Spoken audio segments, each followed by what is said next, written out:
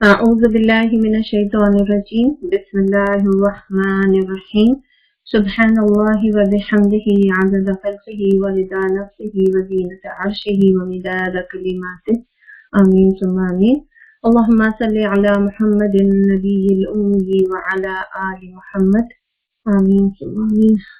تمام بہنوں کو السلام علیکم ورحمۃ اللہ وبرکاتہ۔ پیاری بہنا، انشاءاللہ تعالی آج ہم فتح مکہ شروع کریں گے، اور بہت ہی اچھا سا لگ رہا تھا۔ اور فتح مکہ کو اینڈ میں لانے کی بہت بڑی وجہ یہ بھی تھی، اینڈ میں تو نہیں، مڈ میں لانے کی، کہ جب واقعات سے گزر کے انسان جب آئے گا نا فتح مکہ پہ، تو بالکل ایسی فیلنگ ہو رہی تھی کہ آج مکہ فتح ہو گیا الحمدللہ۔ یہ میں نے بہنیں پوچھ رہی ہیں کہ کہاں سے لیا ہے، تو ایسے تو ساتھ کے میں نے آپ کو بتایا تھا کہ اپنے مطالعے کے لیے میں 3-4 کتابوں کو سامنے رکھتی ہوں، لیکن مجھے محسن انسانیت چونکہ آپ کے پاس موجود ہوگی، آپ کی چونکہ کورس میں ہے اور آپ کے دوحہ کی آن لائن لائبریری میں بھی یہ کتاب موجود ہے، تو آج کے جو نوٹس ہیں وہ تقریباً جو چیزیں دوسری کتابوں میں سیم تھیں وہ ساری چیزیں میں نے جو آج رکھی ہیں، چنندہ ہی چیزوں کو رکھوں گی انشاءاللہ، وہ میں نے پھر محسن انسانیت سے لیا ہے۔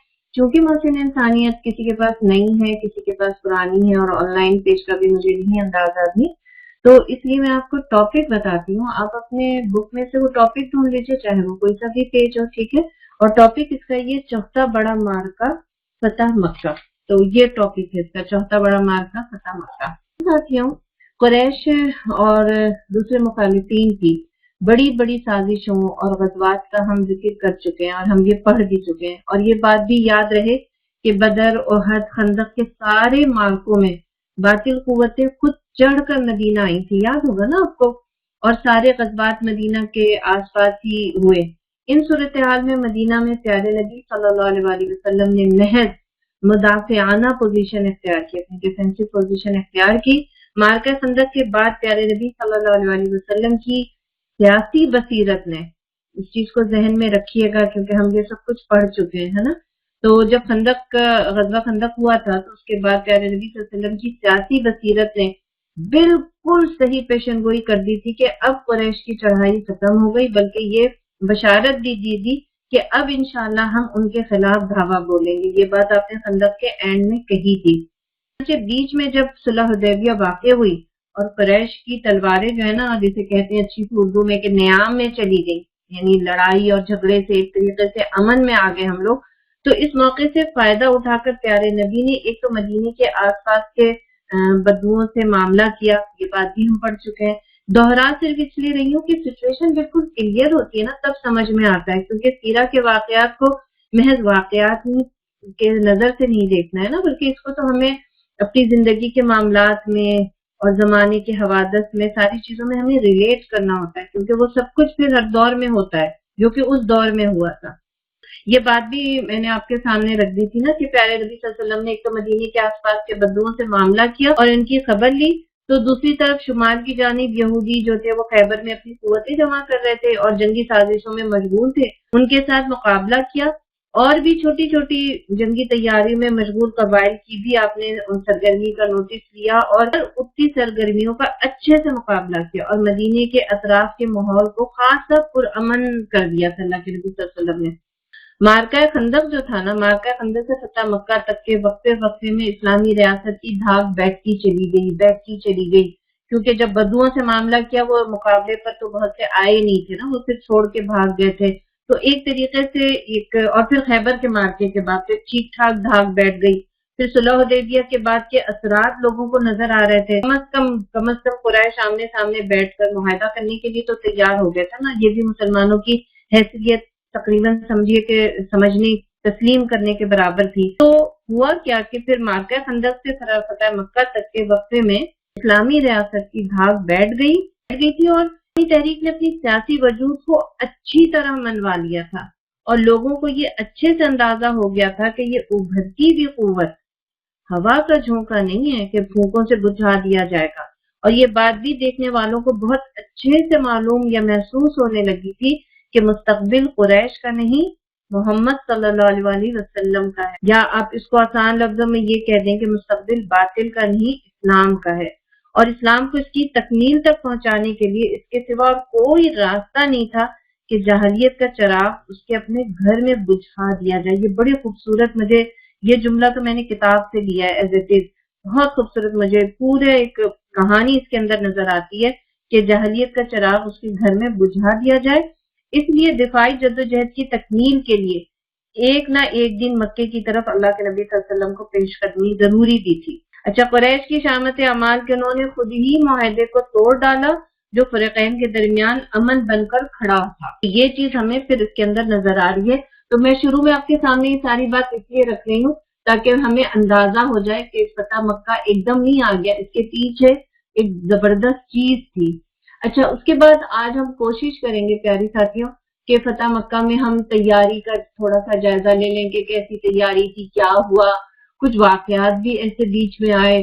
پھر ہم یہ بھی دیکھیں گے کہ دنیا کی بے مثال فتح جو تھی، ہے نا، بے مثال فتح ہمیں وہ نظر آ رہی ہے۔ پھر اس کے بعد ہمیں ایک فاتح کا کردار نظر آئے گا، ہمیں جانی دشمنوں سے رحمت للعالمین کا طرز عمل، یہ چیز بھی ہم انشاءاللہ تعالیٰ آج سمیٹنے کی اور پڑھنے کی کوشش کریں گے۔ اچھا، ہم بات کر رہے تھے کہ جو قریش تھی اس کی شامت اعمال یہ ہوئی کہ انہوں نے خود ہی معاہدہ توڑ دیا جو فریقین کے درمیان امن بن کے کھڑا تھا۔ اچھا، ہوا کیا کہ بنو بکر اور بنو خزاع کے درمیان، یہ مکہ کے اطراف کے قبائل تھے اور بڑے مضبوط قبائل تھے، اور ان کے درمیان پہلے ہی سے مخالفت چل رہی تھی اور صورتحال انتقام در انتقام والی تھی، اور بس بے تحاشا لوگ ان کے انتقام میں ختم ہو چکے تھے، اور ان کے یہاں تو یہ قابل فخر سمجھا جاتا تھا کہ اگر کسی نے کسی قبیلے کے فرد کو مار دیا تو اس سے بدلہ لینا، اگر ایک کو مارا ہے تو اس کی جگہ 10 کو مارا جائے گا۔ تو یہ انتقام کی جو آگ تھی نا، اور ایک دوسرے سے نفرتوں کی آگ تھی، یہ بنو بکر اور بنو خزاع کے درمیان پہلے ہی سے مخالفت چل رہی تھی، پہلے ہی ہو رہا تھا، صرف یہ نہیں اور بھی قبائل کے درمیان تھا۔ اچھا، مگر اچانک بیچ میں اسلام اور محمد صلی اللہ علیہ وسلم کی مخالفت ظاہر، جب اسلام آیا اور پھر جب محمد صلی اللہ علیہ وسلم کی جو ساری چیزیں نظر آئیں تو اس مخالفت میں سارے مشرک قبائل جو تھے نا، ان سب میں ایکا ہو گیا، جن میں آپس میں بھی نفرتیں تھی نا، ان سب میں ایکا ہو گیا۔ اور یہ چیز ہم آج بھی دیکھتے ہیں کہ اگر اسلام کے خلاف کوئی بات ہوتی ہے، کوئی ایجنڈا ہوتا ہے، تو ساری مخالفت قوتیں آپس میں اختلاف رکھنے کے باوجود ان میں ایکا ہو جاتا ہے۔ تو یہ اس دور میں بھی ہوا کہ مگر جب اچانک بیچ میں اسلام آ گیا، محمد صلی اللہ علیہ وسلم کی دعوت اور ان کے کام اور ان کی سیاسی ڈھاک اور یہ جو ساری چیزیں نظر آئی نا، تو ان کو ہونی شروع ہو گئی بے چینی۔ تو اب کیا ہوا کہ مخالفت میں جتنے بھی مشرک قبائل جو تھے نا، ان کا آپس میں ایکا ہو اور ان کی مخالفت کے جذبات کا لاوا تھوڑی دیر کے لیے اسلام دشمنی میں دب گیا، یہاں تک کہ صلح حدیبیہ ہو گئی۔ اچھا بھائی، اب صلح حدیبیہ تو ہو گئی، صلح حدیبیہ میں ہم یہ دیکھیں گے کہ یہ جو دو قبیلے تھے نا، بنو بکر اور بنو خزاع، تو بنو بکر جو تھے وہ قریش کے حامی تھے اور بنو خزاع جو تھے وہ مسلمانوں کے تھے، ٹھیک۔ اچھا، حدیبیہ کے صلح نامے کی روح سے عرب کے قبائل کو یہ حق تسلیم کیا گیا تھا، اگر آپ کو یاد ہو، ہم نے یہ والا حق اس میں پڑھا تھا کہ تسلیم کیا گیا تھا کہ وہ مسلمانوں یا قریش جس کے ساتھ چاہیں معاہدہ کر لے۔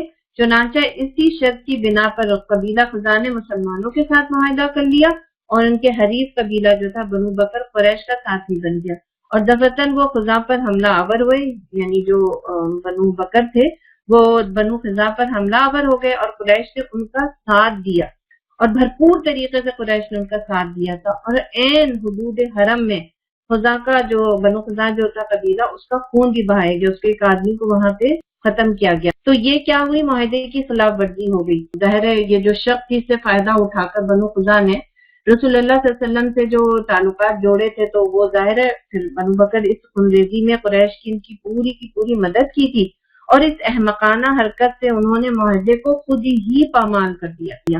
اچھا، بنو خزاع کی طرف سے عمر بن سالم نے رسول اللہ صلی اللہ علیہ وسلم کے پاس جا کر اس واقعے کی فریاد کی، پھر بدیل بن ورقہ نے ایک پس لے جا کر رسول اللہ صلی اللہ علیہ وسلم کو سارا حال سنایا۔ اچھا، یہ بدیل بن ورقہ وہی تھے جو آپ صلح حدیبیہ کے لیے گئے تھے، تو وہ سب سے پہلے آپ کے پاس آئے تھے، جو میں نے پچھلی دفعہ آپ کے سامنے بات رکھی تھی نا، اور پھر رسول اللہ صلی اللہ علیہ وسلم نے جب ان سے کہا تھا کہ بھائی ہم لڑنے نہیں آئے ہیں، ہم امن ہیں، ہم کافی کی ہمت ہمارے ذہن میں، اور دیکھو ہم جانور قربانی کے جانور لے کر آئے، ہم صرف عمرہ کرنے آئے ہیں، تو پھر بدیل بن ورقہ نے بہت ہی اچھا سلیقے سے جا کے مسلمانوں کی نمائندگی وہاں پہ کی تھی اور قریش کو بتایا تھا کہ بھائی ان کو عمرہ کرنے دو، کچھ مت کو، یہ تو بڑی اچھی نیت سے آئے.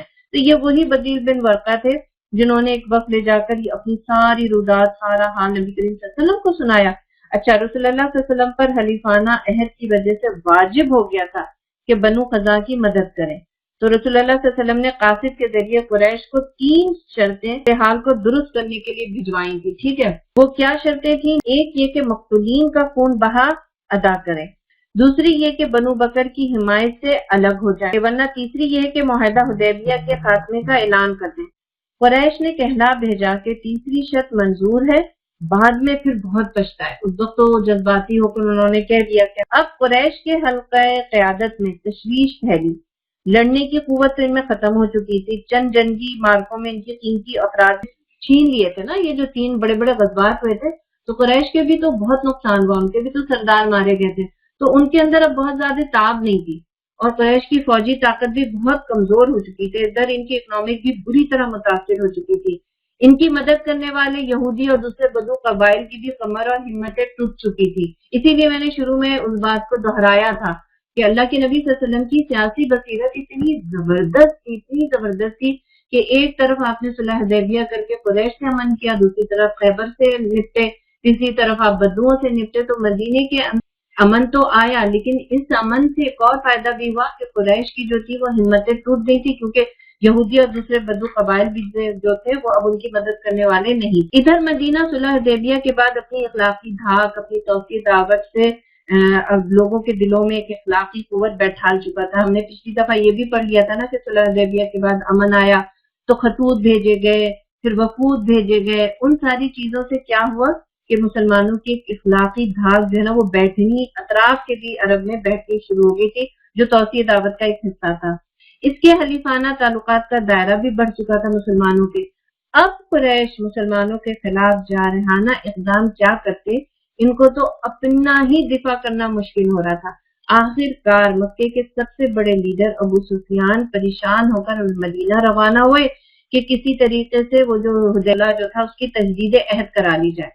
وہ وہاں ایسی حوصلہ شکن فضا سے دوچار کہ جس کا شاید ہی وہ تصور بھی رکھتے ہوں. بڑے مزے کا یہ واقعہ مجھے لگا کہ وہ اپنی بیٹی ام المومنین حضرت ام حبیبہ رضی اللہ تعالیٰ عنہ کے گھر میں جا کر بستر پہ بیٹھنے لگے تو بیٹی نے لپک کر بستر اٹھا دیا کہ تم مشرک ہو کر رسول اللہ صلی اللہ علیہ وسلم کے پاک بستر پر نہیں بیٹھ سکتے.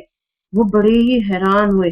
مجھے تو لگتا ہے کہ کیا ان کے دل کے اس وقت ان کو سمجھ میں آ رہا ہوگا، بہت اچھے سے سمجھ میں آ رہی ہوگی چیزیں. انہیں جب آئے تھے تو ظاہر ان کی بیٹی تھی نا ام حبیبہ ام المومنین جو تھی رضی اللہ تعالیٰ عنہ، تو ان کے پہلے تو وہ معاملہ ہوا کہ ان کو بستر پہ نہیں بیٹھنے دیا، بستر ہی لپیٹ دیا. پھر وہ ابو بکر صدیق، عمر فاروق رضی اللہ تعالیٰ عنہ اور حضرت علی رضی اللہ تعالیٰ عنہ کے پاس جا کر ملی اور ہر ایک سے مدد حاصل کرنا چاہیے. اور بلکہ میں 1-2 جگہ کتاب میں یہ بھی پڑھ رہی تھی کہ حضرت فاطمہ کے پاس بھی گئے اور کہا کہ صرف امام حسین سے کہو کہ یہ بس جا کر اتنی ایک جملہ کہہ دیں. تو اسے سیدہ فاطمہ رضی اللہ تعالیٰ عنہ نے بھی کہا کہ ان چیزوں سے ان بچوں کا کیا عمل نہ کیا دخل، وہ بھی ایک طرف ہو گئی.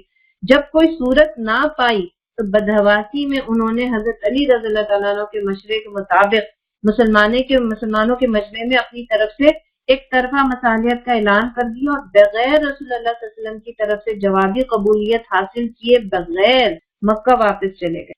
جب ابو سفیان نے مکے جا کر لوگوں سے یہ واقعہ بیان کیا تو سب نے کہا کہ یہ نہ صلح کہ ہم اطمینان سے بیٹھ جائیں، نہ جنگ ہے کہ لڑائی کا سامان کیا جائے. کو یہ وہ اصل چیز تھی جس سے اندازہ ہو گیا تھا کہ جو تھا وہ شک اب ختم ہو گئی ہے. اب نبی کریم صلی اللہ علیہ وسلم کی اپنی جو پلاننگ تھی وہ شروع ہو رہی ہے. مکے کی طرف جو پیش قدمی ہوئی ہے یہ 10 رمضان المبارک 8 ہجری میں تھی، اور پھر اس میں یہ تھا کہ جلد ہی رسول اللہ صلی اللہ علیہ وسلم نے اعلان کر دیا کہ مسلم رضاکار تیار ہو جائیں اور اپنے گھر میں بھی حکم دیا کہ ہتھیار تیار کر دیں. لیکن یہ بات بالکل راز میں رکھی کہ کدھر کا ارادہ ہے، حتیٰ کہ حضرت عائشہ رضی اللہ تعالیٰ عنہ کو بھی علم نہ ہو، جنہوں نے اپنے ہاتھوں سے رسول اللہ صلی اللہ علیہ وسلم کے لیے اسلحہ تیار کیا تھا. بس اسی قیاس سے سب لوگوں نے اندازہ لگا لیا کہ شاید مکے پر چڑھائی ہے، کیونکہ اتنا بڑا لشکر کسی اور طرف لے جانے کی کوئی وجہ لوگوں کو نظر نہیں آ رہی تھی. اس میں حضرت حارث بن ابی بلتہ رضی اللہ تعالیٰ عنہ کا جو واقعہ تھا وہ بھی اس کے اندر بڑا دلچسپ ہے کہ ان کے اہل و عیال مکے میں گھرے ہوئے تھے اور ان کا کوئی قبیلہ حمایت کے لیے وہاں نہ تھا. اس لیے انہوں نے اپنے گھر والوں کے بچاؤ کے لیے مدینے کی تیاریوں کا حال ایک خفیہ خط کے ذریعے قریش مکہ کو لکھ بھیجا تھا، تو اس احسان کو یاد رکھ کر وہ ان کے اہل و عیال کو یا ان کے گھر والوں کو کچھ نہ کہے، لیکن اس کے ساتھ ساتھ وہ یہ سمجھتے تھے، یعنی حضرت حاطب بن ابی بلتہ کی بات ہے، اس کو ذرا سا ذہن میں رکھیے گا کیونکہ بہرحال یہ بدری صحابی تھے، ان کا بڑا درد تھا، یہ سمجھتے تھے کہ اس اطلاع کے باوجود اسلامی فوج کی کامیابی یقینی ہے اور ان کے خط کے نتیجے میں اسلامی فوج کو کوئی بڑا نقصان نہیں پہنچے۔ ساتھیوں تھوڑا سا اس کو نوٹ کیجیے گا کہ اس واقعے سے اندازہ ہوتا ہے کہ اللہ کے نبی صلی اللہ علیہ وسلم انسانوں میں کام کر رہے تھے، انسانی غلطیاں، کمزوریاں سب ساتھ ساتھ چل رہی تھی، اور اس واقعے سے یہ بھی اندازہ ہوتا ہے کہ کس طرح خارجی حالات اور ذہنی دباؤ میں گر کر کبھی کبھار کسی سہلے ترین آدمی سے بھی انتہائی درجے کی غلطی ہو سکتی ہے۔ پیاری بہنا، میں نے جتنے بھی ابھی سیرت کا مطالعہ کیا، جتنی کتابوں کو دیکھا، ان میں سے چند ہی کتابیں ایسی تھیں جو مجھے بہت زیادہ اس لحاظ سے دل کو بھائی۔ ان کتابوں نے، کچھ کتابیں ایسی ہوتی ہیں یا واقعات یا سیرہ کے انداز کہ جیسے اللہ کے نبی صلی اللہ علیہ وسلم کا جو کردار تھا وہ ہمیں رحمت للعالمین کا نظر آتا ہے، ہمیں ایک موضوعاتی کردار نظر آتا ہے، سب کچھ ٹھیک ٹھیک لگ رہا ہوتا ہے، لیکن کچھ کتابوں میں یہ چیز بڑی اچھے سے بتائی گئی ہے کہ اللہ کے نبی صلی اللہ علیہ وسلم انسانوں کی جماعت لے کر چل رہے تھے جن سے غلطیوں کا صدور ہونا تھا، وہ اس لیے ساری چیزیں ہم آج بیٹھ کر پڑھتے ہیں، ہمیں بڑی حیرانگی بھی ہوتی ہے اور ہمیں اس کے لیے ایک راہ عمل بھی ملتی ہے۔ یہ انسانوں کی جماعت تھی، فرشتوں کی نہیں۔ ہم بعض اوقات دین کے کام کرنے والوں کو اس نظر سے دیکھتے ہیں نا کہ شاید ان سے کبھی کوئی غلطی ہو ہی نہیں سکتی ہے، کہ بالکل یعنی ہم دین کے کام کرنے والوں کو ایسے وہ والا چشمہ لگا کر دیکھتے کہ بس یہ پرفیکٹ ہے، ان سے کوئی غلطی نہیں، غلطی ہوئی دھائیں سے ہم نے بس یہ کر دیا، ایسے ہیں، باتیں تو اتنی بڑی بڑی کرتے ہیں اور دیکھو کیا کر دیا انہوں نے، ان کے گھر میں تو ایسے ہوا، فلاں ہوا، ایکس وائی زیڈ کوئی بھی بات۔ ساتھیوں اس چیز کو، اس سیرہ کے لمحے کو نا، انہی چیزوں کو تو ہمیں سمجھنا ہے بیٹھ کر کہ یہ انسانوں کی جماعت تھی نا، فرشتوں کی نہیں تھی۔ کہ بعض اوقات پیارے نبی صلی اللہ علیہ وسلم کو اس خفیہ خط کا علم اللہ ہو گیا، اور آپ صلی اللہ علیہ وسلم کے صحابہ کرام نے کچھ نے جا کر جو وہ انہوں نے حضرت حاطب بن ابی بلتہ جو تھے، انہوں نے خاتون کے ذریعے سے اس خط کو بھیجا تھا، وہ خاتون نے اس خط کو اپنی چوٹی میں چھپا کے رکھا تھا۔ اللہ کے نبی صلی اللہ علیہ وسلم نے حضرت علی سمیت 2 اور صحابہ کو بھیجا تھا ان کے پیچھے، اور انہوں نے جا کے وہ عورت سے جو تھا وہ خط برآمد کر۔ اتنی بڑی خطا کہ پیارے نبی صلی اللہ علیہ وسلم نے درگزر فرمایا۔ اس وقت صحابہ کرام کو، چند صحابہ کرام کو تو بڑا ہی غصہ تھا، جن میں حضرت عمر فاروق رضی اللہ تعالیٰ عنہ بھی تھے، اور اس وقت لوگ چاہ رہے تھے کہ اتنی بری غلطی پہ، یعنی آپ سوچئے کہ اگر اطلاع چلی جاتی تو مسلمانوں کی جو ساری اسٹریٹجی تھی وہ سب فیل ہو جاتی۔ تو آپ صلی اللہ علیہ وسلم اتنی سیاسی حکمت اور بصیرت سے چل رہے تھے، لیکن اللہ تعالیٰ کے نزدیک چونکہ یہ بات بہت اہم تھی، اللہ کے نبی کو خبر ہوئی اور آپ نے وہ خط منگا لیا، تو صحابہ کرام کو غصے کے جذبات سے وہ کہہ رہے تھے کہ ان کو بہرحال ان کا معاملہ کر دیا جائے نا۔ لیکن اتنی بڑی خطا سے پیارے نبی صلی اللہ علیہ وسلم نے درگزر فرمائی۔ اس کو نوٹ کیجیے گا کہ حاطب مخلص ہیں، بدری صحابی ہیں، ایمان اور حسن کردار رکھتے ہیں، یہ غلطی ان سے بشری تقاضے کے تحت ہو گئی۔ یہ ہماری زندگی کے لیے بہت زبردست اصول ہے، بہت بڑی بات ہے ساتھیوں۔ سبحان اللہ، سبحان اللہ۔ ہم دوسروں کی غلطیوں کو معاف کرنے کے لیے تیار نہیں ہوتے، خاص طور سے جو ہماری جو دین کے کام کرنے والے ہوتے ہیں نا، ان کی ساری اچھائیوں کو ایک طرف رکھ کے ان کی ایک چیز کو پکڑ کر بیٹھ جاتے ہیں۔ اللہ کے نبی صلی اللہ علیہ وسلم بہترین نفسیات دان تھے، بہترین قدردان تھے۔ آپ نے کس طریقے سے اپنے صحابہ کی قدر چھا۔ اس کے بعد یہ کہ مسلمانوں کی تو آپ صلی اللہ علیہ وسلم نے مکی کی تیاریاں کی۔ اتحادی قبائل کے پاس جو یہ اتحادی قبائل وہ تھے جو مسلمانوں کے ساتھ معاہدے میں پابند تھے، تو اتحادی قبائل کے پاس قاصد بھیجے کہ تیار ہو کر آئیں، احتیاط کی جائے کہ مکے میں خبر نہ ہونے پائے، یعنی ان کو کہا تو کہ آئیں، لیکن یہ چیز بھی ساتھ ساتھ رکھی کہ یہ کام بڑے خاموش طریقے سے ہوگا، مکے میں خبر نہ ہونے پائے۔ غرض 10 رمضان 8 ہجری کو پیارے نبی صلی اللہ علیہ وسلم نے نہایت ہی عظمت و شان سے مکہ معظمہ کی طرف بڑھے۔ 10,000 تیار فوجیں آپ کے ساتھ تھی۔ پیاری ساتھیوں، ذرا سا سوچئے گا، پچھلی چیزوں کو بھی تھوڑا سا ریکال کرتے جاتے ہیں۔ جب اللہ کے نبی صلی اللہ علیہ وسلم مکے سے نکلے تھے تو کتنے افراد تھے؟ ذرا سا لکھ کر بتائیں گی؟ ابو بکر صدیق رضی اللہ تعالیٰ عنہ، بس آپ نکلے تھے 2 افراد تھے۔ جب آپ واپس مکے جا رہے تھے تو 10,000 تیار فوجیں آپ کے ساتھ تھیں۔ قبائل عرب کی راہ میں آ کر جو قبائل جو تھے، جتنے بھی آپ کے اتحادی قبائل، وہ راستے میں آ کر آپ صلی اللہ علیہ وسلم سے ملتے جاتے تھے۔ اور مکے کے قریب پہنچ کر، میرا زہران ایک جگہ ہے، پہنچ کر لشکر نے پڑاؤ ڈالا اور فوجیں دور دور تک پھیل گئی۔ اللہ کے نبی صلی اللہ علیہ وسلم نے خاص طریقے سے فوجوں کو دور دور تک بیٹھایا تھا۔ اور یہ مقام جو آپ کو بتایا کہ یہ جہاں پہ آپ صلی اللہ علیہ وسلم ٹھہرے تھے، یہ مقام مکہ معظمہ سے بہت کم فاصلے پر ہے۔ آپ صلی اللہ علیہ وسلم نے کے حکم سے تمام فوج نے الگ الگ اپنے چراغ روشن کیے، الگ الگ نا، تاکہ دور دور تک روشنی نظر آئے، جس سے تمام صحرا اور وادی روشن ہو جائے اور فوج کی، اور اس سے مسلمانوں کی تعداد بھی بہت زیادہ بڑی لگے نا۔ اچھا، فوج کی آمد کی جو بھنک تھی وہ قریش مکہ کے کانوں میں بہر کے پڑ تو چکی تھی جب قریب آ گئی تھی۔ تحقیق کر کے لیے انہوں نے حکیم بن حزام، ابو سفیان اور بدر بن ورقہ کو بھیجا۔ اچھا، خیمہ نبی کے پاس جو دستہ متعین تھا، آپ صلی اللہ علیہ وسلم جس خیمے میں ٹھہرے ہوئے تھے وہاں پہ جو صحابہ کرام کا دستہ متعین تھا، انہوں نے ابو سفیان کو دیکھ لیا تھا اور حضرت عمر فاروق رضی اللہ تعالیٰ عنہ سے ضبط نہیں ہوا اور تیزی سے آگے بڑھے اور پیارے نبی سے عرض کی کہ اب کفر سے بدلہ لینے کا وقت آ چکا ہے۔ حضرت عباس رضی اللہ تعالیٰ عنہ نے جان بخشی کی اجازت طلب کی اور اس وقت وہ ایک ڈائلاگ بھی ہے، کہیں روایت میں ایک اور صحابی کا نام بھی آتا ہے، ایک جگہ روایت میں حضرت عباس کا بھی نام آتا ہے۔ تو حضرت عمر فاروق رضی اللہ تعالیٰ عنہ نے جب ابو سفیان کا معاملہ ختم کرنے کی آپ سے اجازت طلب کی تو انہوں نے کہا کہ نہیں، ہم انہیں امان دے چکے ہیں اور آپ کے پاس آئے ہیں۔ اور پھر انہوں نے حضرت عمر سے کہا تھا کہ نہ اگر تمہارے قبیلے کا فرد ہوتا تو کیا تم اسی طرح ماننے کی اجازت دیتے؟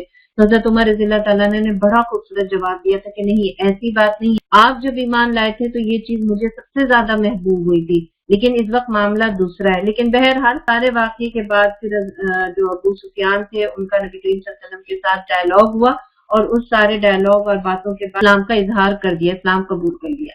اچھا، لشکر جب مکے کی طرف بڑھا تو آپ صلی اللہ علیہ وسلم نے حضرت عباس رضی اللہ تعالیٰ عنہ سے کہا کہ ابو سفیان کو پہاڑ کی چوٹی پر لے جا کر کھڑا کر دو تاکہ وہ مسلمانوں کی فوج کو دیکھ سکے۔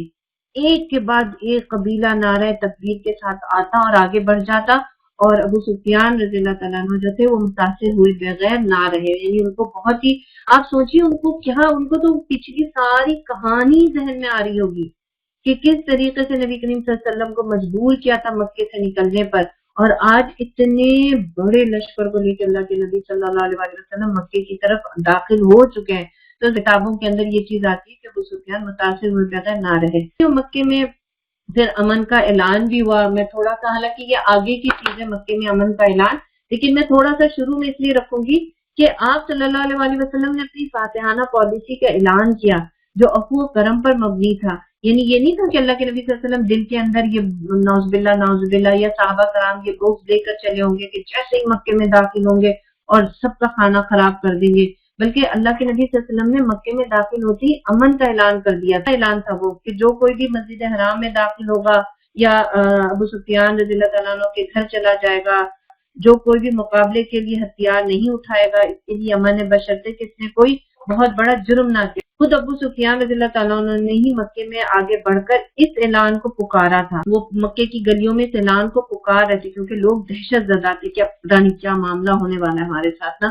بلکہ ان کی بیوی جو ہندا تھی جب یہ اعلان سنا تو چیخ پکار کرنے لگی، بلکہ ایک جگہ تو یہ تک لکھا تھا کہ وہ ان کے ایک ہذیانی کیفیت تھی اور گالی وغیرہ دینے لگی۔ تو ابو سفیان رضی اللہ تعالیٰ عنہ نے کہا کہ اب ایسی باتوں سے کچھ نہیں حاصل، کیونکہ محمد صلی اللہ علیہ وسلم سے مقابلہ کرنے کی تاب اب کسی میں نہیں ہے۔ پیارے نبی صلی اللہ علیہ وسلم جب شہر میں داخل ہوئے تو دنیا بھر کے فاتحین کے برعکس انکساری کے ساتھ آپ کی گردن جھکی ہوئی اور پیشانی کے کجاوے کو، جو اونٹ کا کجاوا تھا، اس کو چھو رہی تھی اور زبان سورہ فتح کی تلاوت کر رہی تھی۔ یہ سورہ فتح وہی سورہ فتح جو صلح حدیبیہ کے بعد راستے میں نازل ہوئی تھی، جس کے فتح مبین کا لفظ اللہ کے نبی صلی اللہ علیہ وسلم حضرت عمر فاروق رضی اللہ تعالیٰ عنہ کو سنایا تھا اور کہا تھا کہ دیکھو یہ فتح مبین ہے، تو وہ حیران ہوئے تھے کہ یہ فتح مبین ہے۔ آپ نے فرمایا تھا ہاں، پھر ان کے دل کو اللہ نے اطمینان اور سکینت نازل فرمائی تھی۔ یہ وہی سورہ فتح تھی جس کو اللہ کے نبی صلی اللہ علیہ وسلم تلاوت کر رہے ये फतह मक्का की, ये मुझे बड़ा अच्छा लगा। कभी अगर आपका भी दिल चाहे ना तो आज कोई मक्के की पुरानी कुछ तस्वीरें देखिएगा, बड़े एहसास ख्यालात वहां तक चले जाते कि ये वो मक्का था, ये वो गलियां थी, ये वो पहाड़ थे कि अल्लाह के नबी सल्लल्लाहु अलैहि वसल्लम जब मक्के से निकल रहे थे। याद है हमने मक्की दौर के आखिर में ये पढ़ा था कि जब आप निकल रहे थे तो आपने कहा था कि तू मुझे बहुत महबूब है लेकिन तेरे लोग मुझे रहने नहीं देते। ये वही मक्का है। अच्छा, उसके साथ साथ हम थोड़ा सा बार बार इस चीज को भी रिवाइज करेंगे कि अल्लाह के नबी सल्लल्लाहु अलैहि वसल्लम एक होशियार लीडर थे, है ना। नबी करीम सल्लल्लाहु अलैहि वसल्लम 10,000 सिपाहियों का लश्कर साथ लेकर 10 रमजान मुबारक 8 हिजरी को मदीने से रवाना हुए। ये इन चीजों को मैं रिपीट इसलिए कर रही हूँ बहना की चीजें हमें तारीख की डेट के साथ ना हमें अच्छे से याद भी हो जाए। आप सल्लल्लाहु अलैहि वसल्लम ने एक अजीम फौजी जर्नैल के हैसियत से एक मुतय्यन रास्ता अख्तियार नहीं किया। कुरैश की गश्त टोली जो देखभाल के लिए निकली थी, दूसरी तरफ मारी मारी फिरती रही, यानी जो मक्के का सीधा सा रास्ता था उसको इख्तियार नहीं किया, बल्कि आप कुछ इस तरीके से चले थे। बल्कि मुझे इसके अंदर भी नजर आ रहा था यहाँ पे कि देखिए जो मुतय्यन एक रास्ता था उसको छोड़ के अल्लाह के नबी किस तरीके से ना दूसरे रास्ते से मक्के की तरफ रवाना हुए थे। तो बहरहाल कुरैश की जो टोली गश्त कर रही थी, देखभाल के लिए जो निकलती थी, उसको प्यारे नबी सल्लल्लाहु अलैहि वसल्लम की पता ही नहीं चला। वो दूसरी तरफ ही मारी मारी फिरती रही और मुसलमान फौजें यकायक मक्के के सामने पड़ाव डाल दिया। अच्छा, पड़ाव में शामिल हमने ये भी देख लिया कि सब सिपाहियों को अलग अलग आग जलाने का, ये मशल रोशन करने का हुक्म मिला था। इस बात को दोहराने का मकसद ये है कि आप सल्लल्लाहु अलैहि वसल्लम एक होशियार लीडर की तरह चौकन्ना। अल्लाह ताला को होशियार और चौकन्ना मोमिन पसंद है साथी। और फिर आप ये भी देखिए कि किस तरह एक बड़ा मरहला बगैर लड़े तय हो गया। कैसे बगैर लड़े तय हो गया? मक्का के साथ ही बनु हवाजिन और ताइफ भी थे, बड़े जोर आवर लोग थे, बड़े हथियार थे उनके पास और बड़े मालदार लोग थे।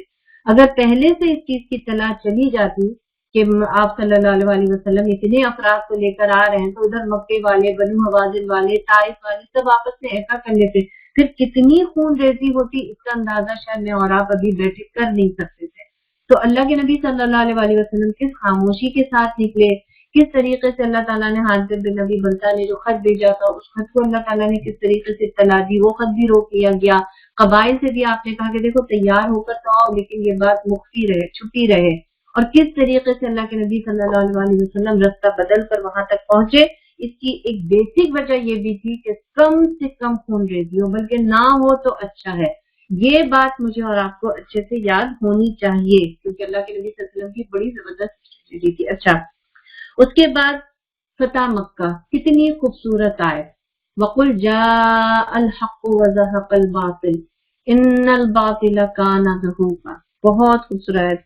लोगों ने अल्लाह के नबी सल्लल्लाहु अलैहि वसल्लम से दरियाफ्त किया कि आप सल्लल्लाहु अलैहि वसल्लम कहाँ क़याम फरमाए, आया अपने आबाई मकान में? आपने बड़े दर्द भरे अंदाज में कहा कि अकील ने हमारे लिए घर छोड़ा ही कहाँ कि इसमें उतरूं। अकील जो थे वो अबू तालिब के एक बेटा थे, तो उन्होंने उस घर को बेच दिया था और फिर वो घर गैर से निकल गया था। प्यारे नबी का जो झंडा था, अलम था, वो जन्नतुल मौला में नस्ब हुआ और यही क़यामगाह तय पाई। फिर आप मकामे खीफ गए जहाँ नजरबंदी के दिनों जो था कबीले के साथ जो वक्त गुजारा था ना आपने शाम अबी तालिब का, आपने वो जगह देखी। फिर हरम पहुंचे, आपके सारे करीबी जितने भी करीबी रुफ़क़ा थे आप सल्लल्लाहु अलैहि वसल्लम के उस वक्त साथ थे। खुदा की शान, काबे के अंदर 360 बुत रखे हुए थे और बहुत सारी तस्वीरें थी।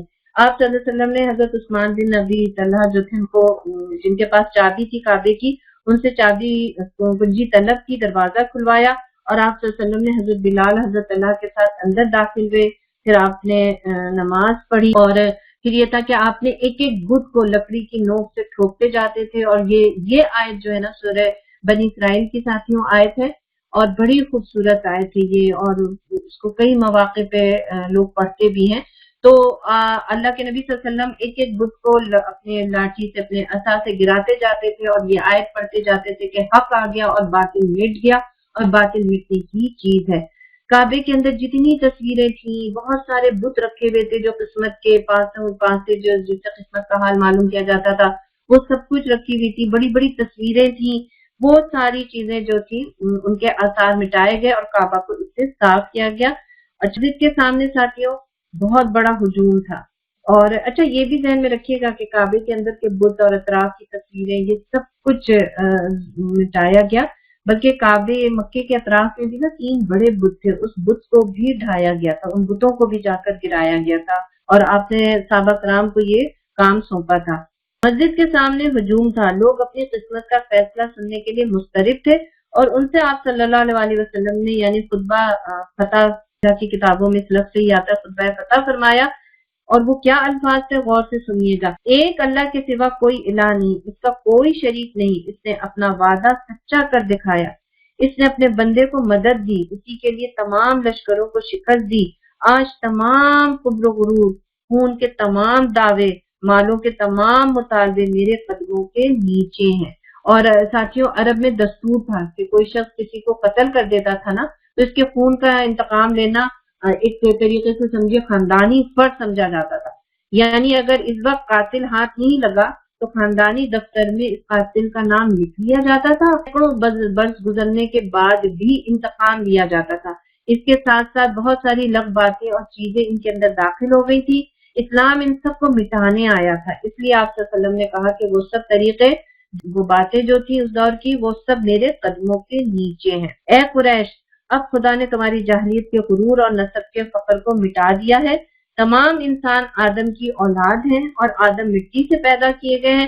پھر قرآن کی یہ آیت پڑھی، لوگوں میں تمہیں ایک مرد اور ایک عورت سے پیدا کیا اور تمہیں قبیلوں اور خاندانوں میں تقسیم کیا ہے تاکہ تم پہچانے جاؤ، لیکن معزز خدا کے نزدیک وہی ہے جو پرہیزگار ہے، بلا شبہ اللہ دانا اور باخبر ہے۔ اچھا، اس خطبے کے بعد ایک قانون کا بھی اللہ کے نبی صلی اللہ علیہ وسلم نے اعلان کیا تھا، خدا نے شراب کی خرید و فروخت حرام کر دی ہے، یہ ایک قانون تھا جس کا آپ نے اس خطبے کے بعد اعلان کیا تھا۔ پھر پیارے نبی صلی اللہ علیہ وسلم نے پوچھا، تم کو معلوم ہے میں تم سے کیا سلوک کرنے والا ہوں؟ ذرا سوچئے اس وقت آپ کے سامنے کون لوگ تھے۔ پیاری ساتھیوں تھوڑا سا آئیے، بالکل مختصر ترین جواب دیجیے گا۔ السلام علیکم۔ وعلیکم السلام۔ جی میں مونا سے اس وقت ان کے سامنے پیارے رسول صلی اللہ علیہ وسلم کے سامنے وہ لوگ تھے جنہوں نے زندگی بھر ان کو ستایا، ان کے ساتھ کیا کیا نہیں کیا، ان کو قتل تک کرنے کا منصوبہ بنایا۔ مطلب اگر ہمارے سامنے کوئی ایسا آ جائے تو ہم تو مطلب کبھی نہ چھوڑیں۔ بالکل میمونہ، ہمارے یہاں تو حال یہ ہے کہ اگر منگنی بھی ٹوٹ جاتی ہے نا تو خاندانی دشمنی شروع ہو جاتی ہے، نہ ہم آپ کے کسی فنکشن میں جائیں گے بلکہ نصیحت کرتے جاتے ہیں، بلکہ خاندان میں سے بھی کوئی اگر جاتا ہے نا تو اس کو منع کرتے ہیں کہ نہیں ان سے ہمارے تو تعلقات اچھے نہیں تھے، تم کیسے جا رہی ہے نا۔ اور ہمارا بہت چھوٹی چھوٹی باتوں پہ بالکل ہو جاتا ہے۔ جزاک اللہ میمونہ۔ کوئی اور ساتھی بھی کچھ رکھنا چاہ رہی ہے؟ جی السلام علیکم۔ ہاں وعلیکم السلام۔ ہمارے ساتھی بہنیں لکھ بھی رہی ہیں، بالکل جی یہ سب ہاں بولو نادیہ۔ وہ ایسے لوگ تھے نا جنہوں نے ان کو اس وقت جھٹلایا، اور جو نبی کریم صلی اللہ علیہ وسلم اس وقت فرماتے تھے کہ اگر آپ حق کو قبول کر لیتے ہو تو یہ عرب اور عجم کی حکومت بھی تمہارے پاس ہوگی اور مشرق اور مغرب پر بھی تم چھا جاؤ گے، لیکن وہ نہیں مانتے تھے۔ تو جب اس ٹائم یہ واپس لوٹے ہیں تو ابو سفیان اور وہ لوگ وہی نظارہ کر رہے تھے نا کہ ان کے ساتھ تو سب تھا، بالکل، تو ان کو وہ سب یاد آ رہا ہوگا نا۔ تو نبی پاک صلی اللہ علیہ وسلم کو بھی تو یاد آ رہا تھا نا کہ جب وہ مکہ واپس آئے تھے تو وہ کس حالت۔ بالکل صحیح، اس وقت تو سب کچھ یاد آ رہا ہوگا، وہ جو پوچھ رہے ہیں کہ کیا معاملہ کریں گے ان کو بھی سب کچھ یاد آ رہا ہوگا، وہ جو سامنے لوگ ہوں گے ان کو بھی۔ میں مسز ساگر سے مہناز کہنے کا یہ ہے کہ یہ لوگ جو تھے ان لوگوں کو نبی کریم کی ہر بات کا پتہ تھا، اپنے سلوک کا بھی پتہ تھا، اور ہم لوگ اگر اپنے آپ کو اس جگہ رکھیں تو جب ہمارے سامنے کوئی ایسا بندہ آئے جس کے ساتھ ہم نے برا سلوک کیا ہوتا ہے تو ہمارے بھی اندر جو ہوتی ہے نا شرمندگی، تو اس وقت ان لوگوں کے دلوں میں یہ شرمندگی تو بہت زیادہ ہوگی، ان کو تو ہر چیز شیشے کی طرح سامنے نظر آ رہی ہوگی، اور وہ لوگ اس چیز پہ ہوں گے کہ اب ہمارا انجام اچھا نہیں ہے۔ بالکل، اور جزاک اللہ، ہماری بہت ساری ساتھی سامنے لکھ بھی رہی ہیں، بالکل آپ سب کا پرفیکٹ جواب ہے۔ شاہدہ کچھ کہنا چاہ رہی ہے پھر سے ہٹ کے؟ میں تھوڑا جی السلام علیکم، میں شاہدہ ہوں ٹورنٹو کیمپس سے۔ جی حضور के सामने उस वक्त वो लोग थे जो हुज़ूर सल्लल्लाहु अलैहि वसल्लम को 40 साल तक तो इस तरह देखे कि वो सादिक़ व अमीन के लक़ब से पुकारा करते, लेकिन फिर बाद में जो 13 साल उनके साथ गुजारे, इतनी तकलीफें, इतनी अजियतें पहुंचाए हैं, लेकिन अब इस वक्त ये हाल है कि ऐसा है ना, तुझे कौन बचाएगा, तुझको कौन बचाएगा मुझसे अल्लाह ताला के सिवा। तो वो सिचुएशन में अब आ गए थे, लेकिन हुज़ूर सल्लल्लाहु अलैहि वसल्लम उनके साथ किस तरह पेश आए। बिल्कुल सही शायद, बिल्कुल सही कहा। हाँ प्यारी साथी, कोई और बहन इससे और हटके कोई बात रखना चाह रही है, रखिए। अस्सलाम वालेकुम। वालेकुम अस्सलाम। मैं टोरंटो कैंपस से मरियम बात कर रही हूँ। मरियम। ये दिन जो ये सब इकट्ठे हुए और फतह मक्का हुआ, तो इससे पहले काफी सहाबा जो है शहीद हुआ था और गज़वा में उसके मुख्तलिफ बहुत सारी लड़ाई हुई थी। तो नाम तो याद नहीं है इस वक्त। एक सहाबा ने कहा कि आज जो है यौमुल लहम है। हाँ, फिर आपसे सल्लम ने कहा कि आज यौम रहमा है, आज हम खूनरेज़ी वगैरह बिल्कुल नहीं होगा और खून के बदले खून नहीं होगा। प्यारी साथी, उन्होंने आप सल्लम ने उनसे अलम लेके दूसरे को दे दिया था, आपको ये बात पसंद भी नहीं आई थी, है ना? बिल्कुल बिल्कुल। मुझे बहुत खुशी हो रही है कि टोरंटो की बहनें भी आज आके बात कर रही है। माशाल्लाह माशाल्लाह, बहुत ही अच्छा है। कोई और साथी रखना चाह रही है? मैं मिस सागर कैंपस से निघत। तो वो है कि जाहिर है उनको अपना सब तो याद आ ही रहा होगा, मगर उस वक्त जो सबसे ज्यादा उनके पेश नजर चीज होगी वो खौफ होगा कि अब हमने जो सलूक किया था सारी इतना और ईमान लाने वालों के साथ, तो अब ये हमारे मतलब उन्होंने मुसलमानों को इतने साल एंजाइटी में रखा। अब उनके वाकई तुमने सही कहा कि वो सब तो आ ही रहा होगा, लेकिन खौफ कितना गालिब होगा। बहुत सही पॉइंट पे लेकर आई है। बिल्कुल जी। अस्सलाम वालेकुम रहमतुल्लाह। शुमाइला कैंपस जो है टोरंटो। तो बस मैं एक ही जुमला कहना चाहूंगी कि हजूर सल्लल्लाहु अलैहि वसल्लम ने सिर्फ मक्का को फतह नहीं किया था, बल्कि अपने सलूक से जो है दिलों को भी फतह कर लिया था। जबरदस्त जबरदस्त। इस टॉपिक को भी हम लेंगे भी इंशाल्लाह ताला। ठीक है प्यारी साथियों, इस वक्त हम बात। वालेकुम अस्सलाम। हाँ बोलो जी। मुझे ऐसा लगता है कि मक्का के लोग जैसे दुश्मन थे प्रॉफिट के और इस्लाम के, तो उस दिन उनके दिलों में खौफ भी था, लेकिन कहीं अनकॉन्शियसली एक उम्मीद भी थी। उम्मीद ये थी कि ये इनकी पर्सनालिटी जो है सारी जिंदगी उनके सामने थी, तो किस कदर वो रहमत उनके बिहेवियर से उन्होंने देखी थी। तो क्योंकि ये सवाल जो है ना कि आप क्या सलूक करेंगे, और ये इस तरह जो उम्मीद थी, तो मुझे लग रहा है कि उनको पूरी उम्मीद भी उनके साथ थी कि वो जो है वो बख्शिश का मरहला जो है वो उनके। जबरदस्त। मैं इस पॉइंट को भी रखा है, बहुत जबरदस्त। मैंने ये चीज भी रखी, इंशाल्लाह रखूं। आप लोगों ने बिल्कुल सही बात की तरफ ले गई। असल में यही चीज जो बहनें लिख रही हैं, जो बहनें बोल रही थी, क्योंकि अगर वाकयात निगाहों के सामने उस तरीके से नहीं रहना, तो बस लगता है कि जस्ट आपके साथ तो अल्लाह की कुव्वत थी और आप यूं फतह करते चले गए, मक्के में गए और आपकी धाक बैठ गई। नहीं, ऐसा तो था, लेकिन इसके पीछे पूरा एक इंसानी, मैं कह रही हूँ ना, जब आप सीरा पढ़े ना तो बार बार ये ज़हन में रखिए कि एक इंसानी किरदार था सब कुछ आपके सामने। और बिल्कुल आप लोगों ने सही कहा कि इनमें वो लोग भी थे जो इस्लाम को मिटाने में सबसे आगे थे, जो सामने खड़े थे। जो आप सल्लल्लाहु ने पूछा कि तुमको मालूम है कि मैं तुमसे क्या सलूक करने वाला हूँ, तो उस वक्त वो लोग भी सामने खड़े थे जो इस्लाम को मिटाने का शौक और जज्बा रखते थे। वो सबसे आगे खड़े थे। वो भी थे जिनकी जबानें रसूलुल्लाह सल्लल्लाहु अलैहि वसल्लम पर नाउज़ुबिल्लाह गालियां बरसाती थी। इनमें वो लोग भी थे जो रसूलुल्लाह सल्लल्लाहु अलैहि वसल्लम से हद से ज्यादा गुस्ताखी क्या करते थे। याद करें ना मक्की दौर, जो हम लोग शुरू में पढ़ा भी है कि आप सल्लल्लाहु अलैहि वसल्लम नमाज पढ़ने जा रहे हैं, पीठ में ऊंट की ओजड़ी, मतलब आप सोचिए कोई बकरे की भी नहीं, ऊंट की ओजड़ी रख दे रहे हैं, कभी गर्दन में रस्सा बांध के खींच रहे हैं, क्या क्या कुछ नहीं हुआ होगा। हद से ज्यादा गुस्ताखी करने वाले भी मौजूद थे। वो लोग भी मौजूद थे जिन्होंने रसूलुल्लाह सल्लल्लाहु अलैहि वसल्लम के रास्ते में कांटे बिछाए। वो भी थे जो तबलीग के रास्ते में खड़े होते थे और नमाज के लिए आने वाले मुसलमानों की एड़ियों में पत्थर मारा करते थे, लहू लहान कर देते। वो भी आपके कत्ल के मंसूबे बनाए। वो भी सारे मौजूद थे जिनका ख्वाब था कि मदीने की ईंट से ईंट बजा देंगे। वो भी मौजूद थे जो साहबा कराम को तपती हुई रेत में लटा दिया करते थे। मक्के का जिक्र हो और हजरत बिलाल रज़ी अल्लाह तआला अन्हु का जिक्र ना हो, ऐसा तो हो ही नहीं। बिल्कुल सही कह रही हूँ। यहाँ पे तो वो लोग भी थे जो, मतलब आप सल्लल्लाहु अलैहि वसल्लम की दो बेटियों को, अब मतलब उस वक्त क्या आप सल्लल्लाहु अलैहि वसल्लम की कैफियत आप सोचिए कि डाइवर्स होके घर आ गई है दीन की बुनियाद पर। यहाँ तो कोई जरा सा हमें कह देता है कि वो हो, है ना, स्कार्फ पहन लिया है, बड़ी मुल्लानी हो गई हो, कहाँ बैठ रही हो, क्या कर रही हो, अब यही एक काम तो नहीं रह गया है। جب اس قسم کی باتیں آتی ہیں تو ہم کتنے فرسٹریٹ ہوتے ہیں نا، اور ہمارا دل اس کے اللہ کی شکر کے بجائے اس کے لیے غصے اور نفرت کے جذبات آتے ہیں. تو آپ سوچیے اس وقت وہ سارے لوگ تھے. خباب بن ارت کی پیٹھ کو جب حضرت عمر فاروق ہٹا کے دیکھتے تو موٹے موٹے ڈھیڈورے سے بنے ہوئے تھے. انہوں نے کہا تھا کہ پیٹھ کی چربی پگھل کے آگ کو بجھاتی تھی. امیر المومنین یہ وہ نشان ہے. آپ سوچئے دونوں طرف کے لوگ موجود ہیں، جنہوں نے ظلم کیا، جنہوں نے ظلم سہا، دونوں آمنے سامنے. ظلم و ستم کی ایک لازوال داستان مکے کی گلیوں میں موجود تھی. کیا جب مکی دور کا ذکر آئے گا تو حضرت مجھے اور آپ کو یاد نہیں آئی گنتی کے 2-4 لوگ، سچی مجھے تو بول کے پھر ہونا آ رہا ہے. کیا دیکھا تھا حضرت سمیہ نے؟ ساتھیوں میرا دل چاہتا ہے اللہ تعالیٰ سے میں دعا کروں آپ کے لیے بھی اور اپنے لیے بھی کہ قیامت کے دن حضرت سمیہ رضی اللہ تعالیٰ عنہ سے ضرور ملاقات کرائیے گا. دل چاہتا ہے اس عظیم المرتبت خاتون کو دیکھا جائے، کتنے وحشیانہ طریقے سے وہ شہید ہوئی، لیکن مطلب کیا چیز تھی. آپ سوچئے حضرت سمیہ سے لے کر نہ جانے کن کن کا لہو پکار رہا تھا. اور ایسے حالات میں پیارے نبی صلی اللہ علیہ وسلم نے ان سے پوچھا کہ آج میں تم سے کیا سلوک کرنے والا ہوں. ان الفاظ کی گونج سے قریش کی آنکھوں میں 20 سال کی کہانی تو گھوم گئی ہوگی.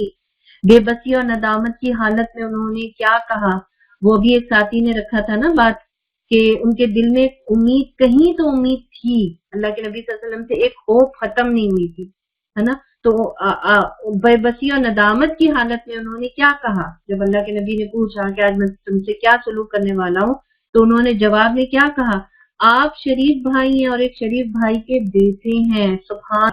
جواباً آپ صلی اللہ علیہ وسلم نے فرمایا تھا لا تثریب علیکم، آج تم پر کوئی گرفت نہیں ہے، کوئی گرفت نہیں ہے، تم سب آزاد. کیا قریش کی تاریخ ظلم و جنگ کو سامنے رکھتے ہوئے کوئی شخص بھی اس جواب کی توقع رکھ سکتا تھا؟ کوئی اور ہوتا تو اکڑ کے مکے میں داخل ہوتا، ایک ایک واقعے کا انتقام لیتا، چن چن کے افراد کو مارتا، ایک ایک زیادتی کا بدلہ لیتا، قتل عام کرا دیتا. لیکن ساتھیوں فاتح تو محمد صلی اللہ علیہ وسلم تھے نا، رحمت للعالمین تھے.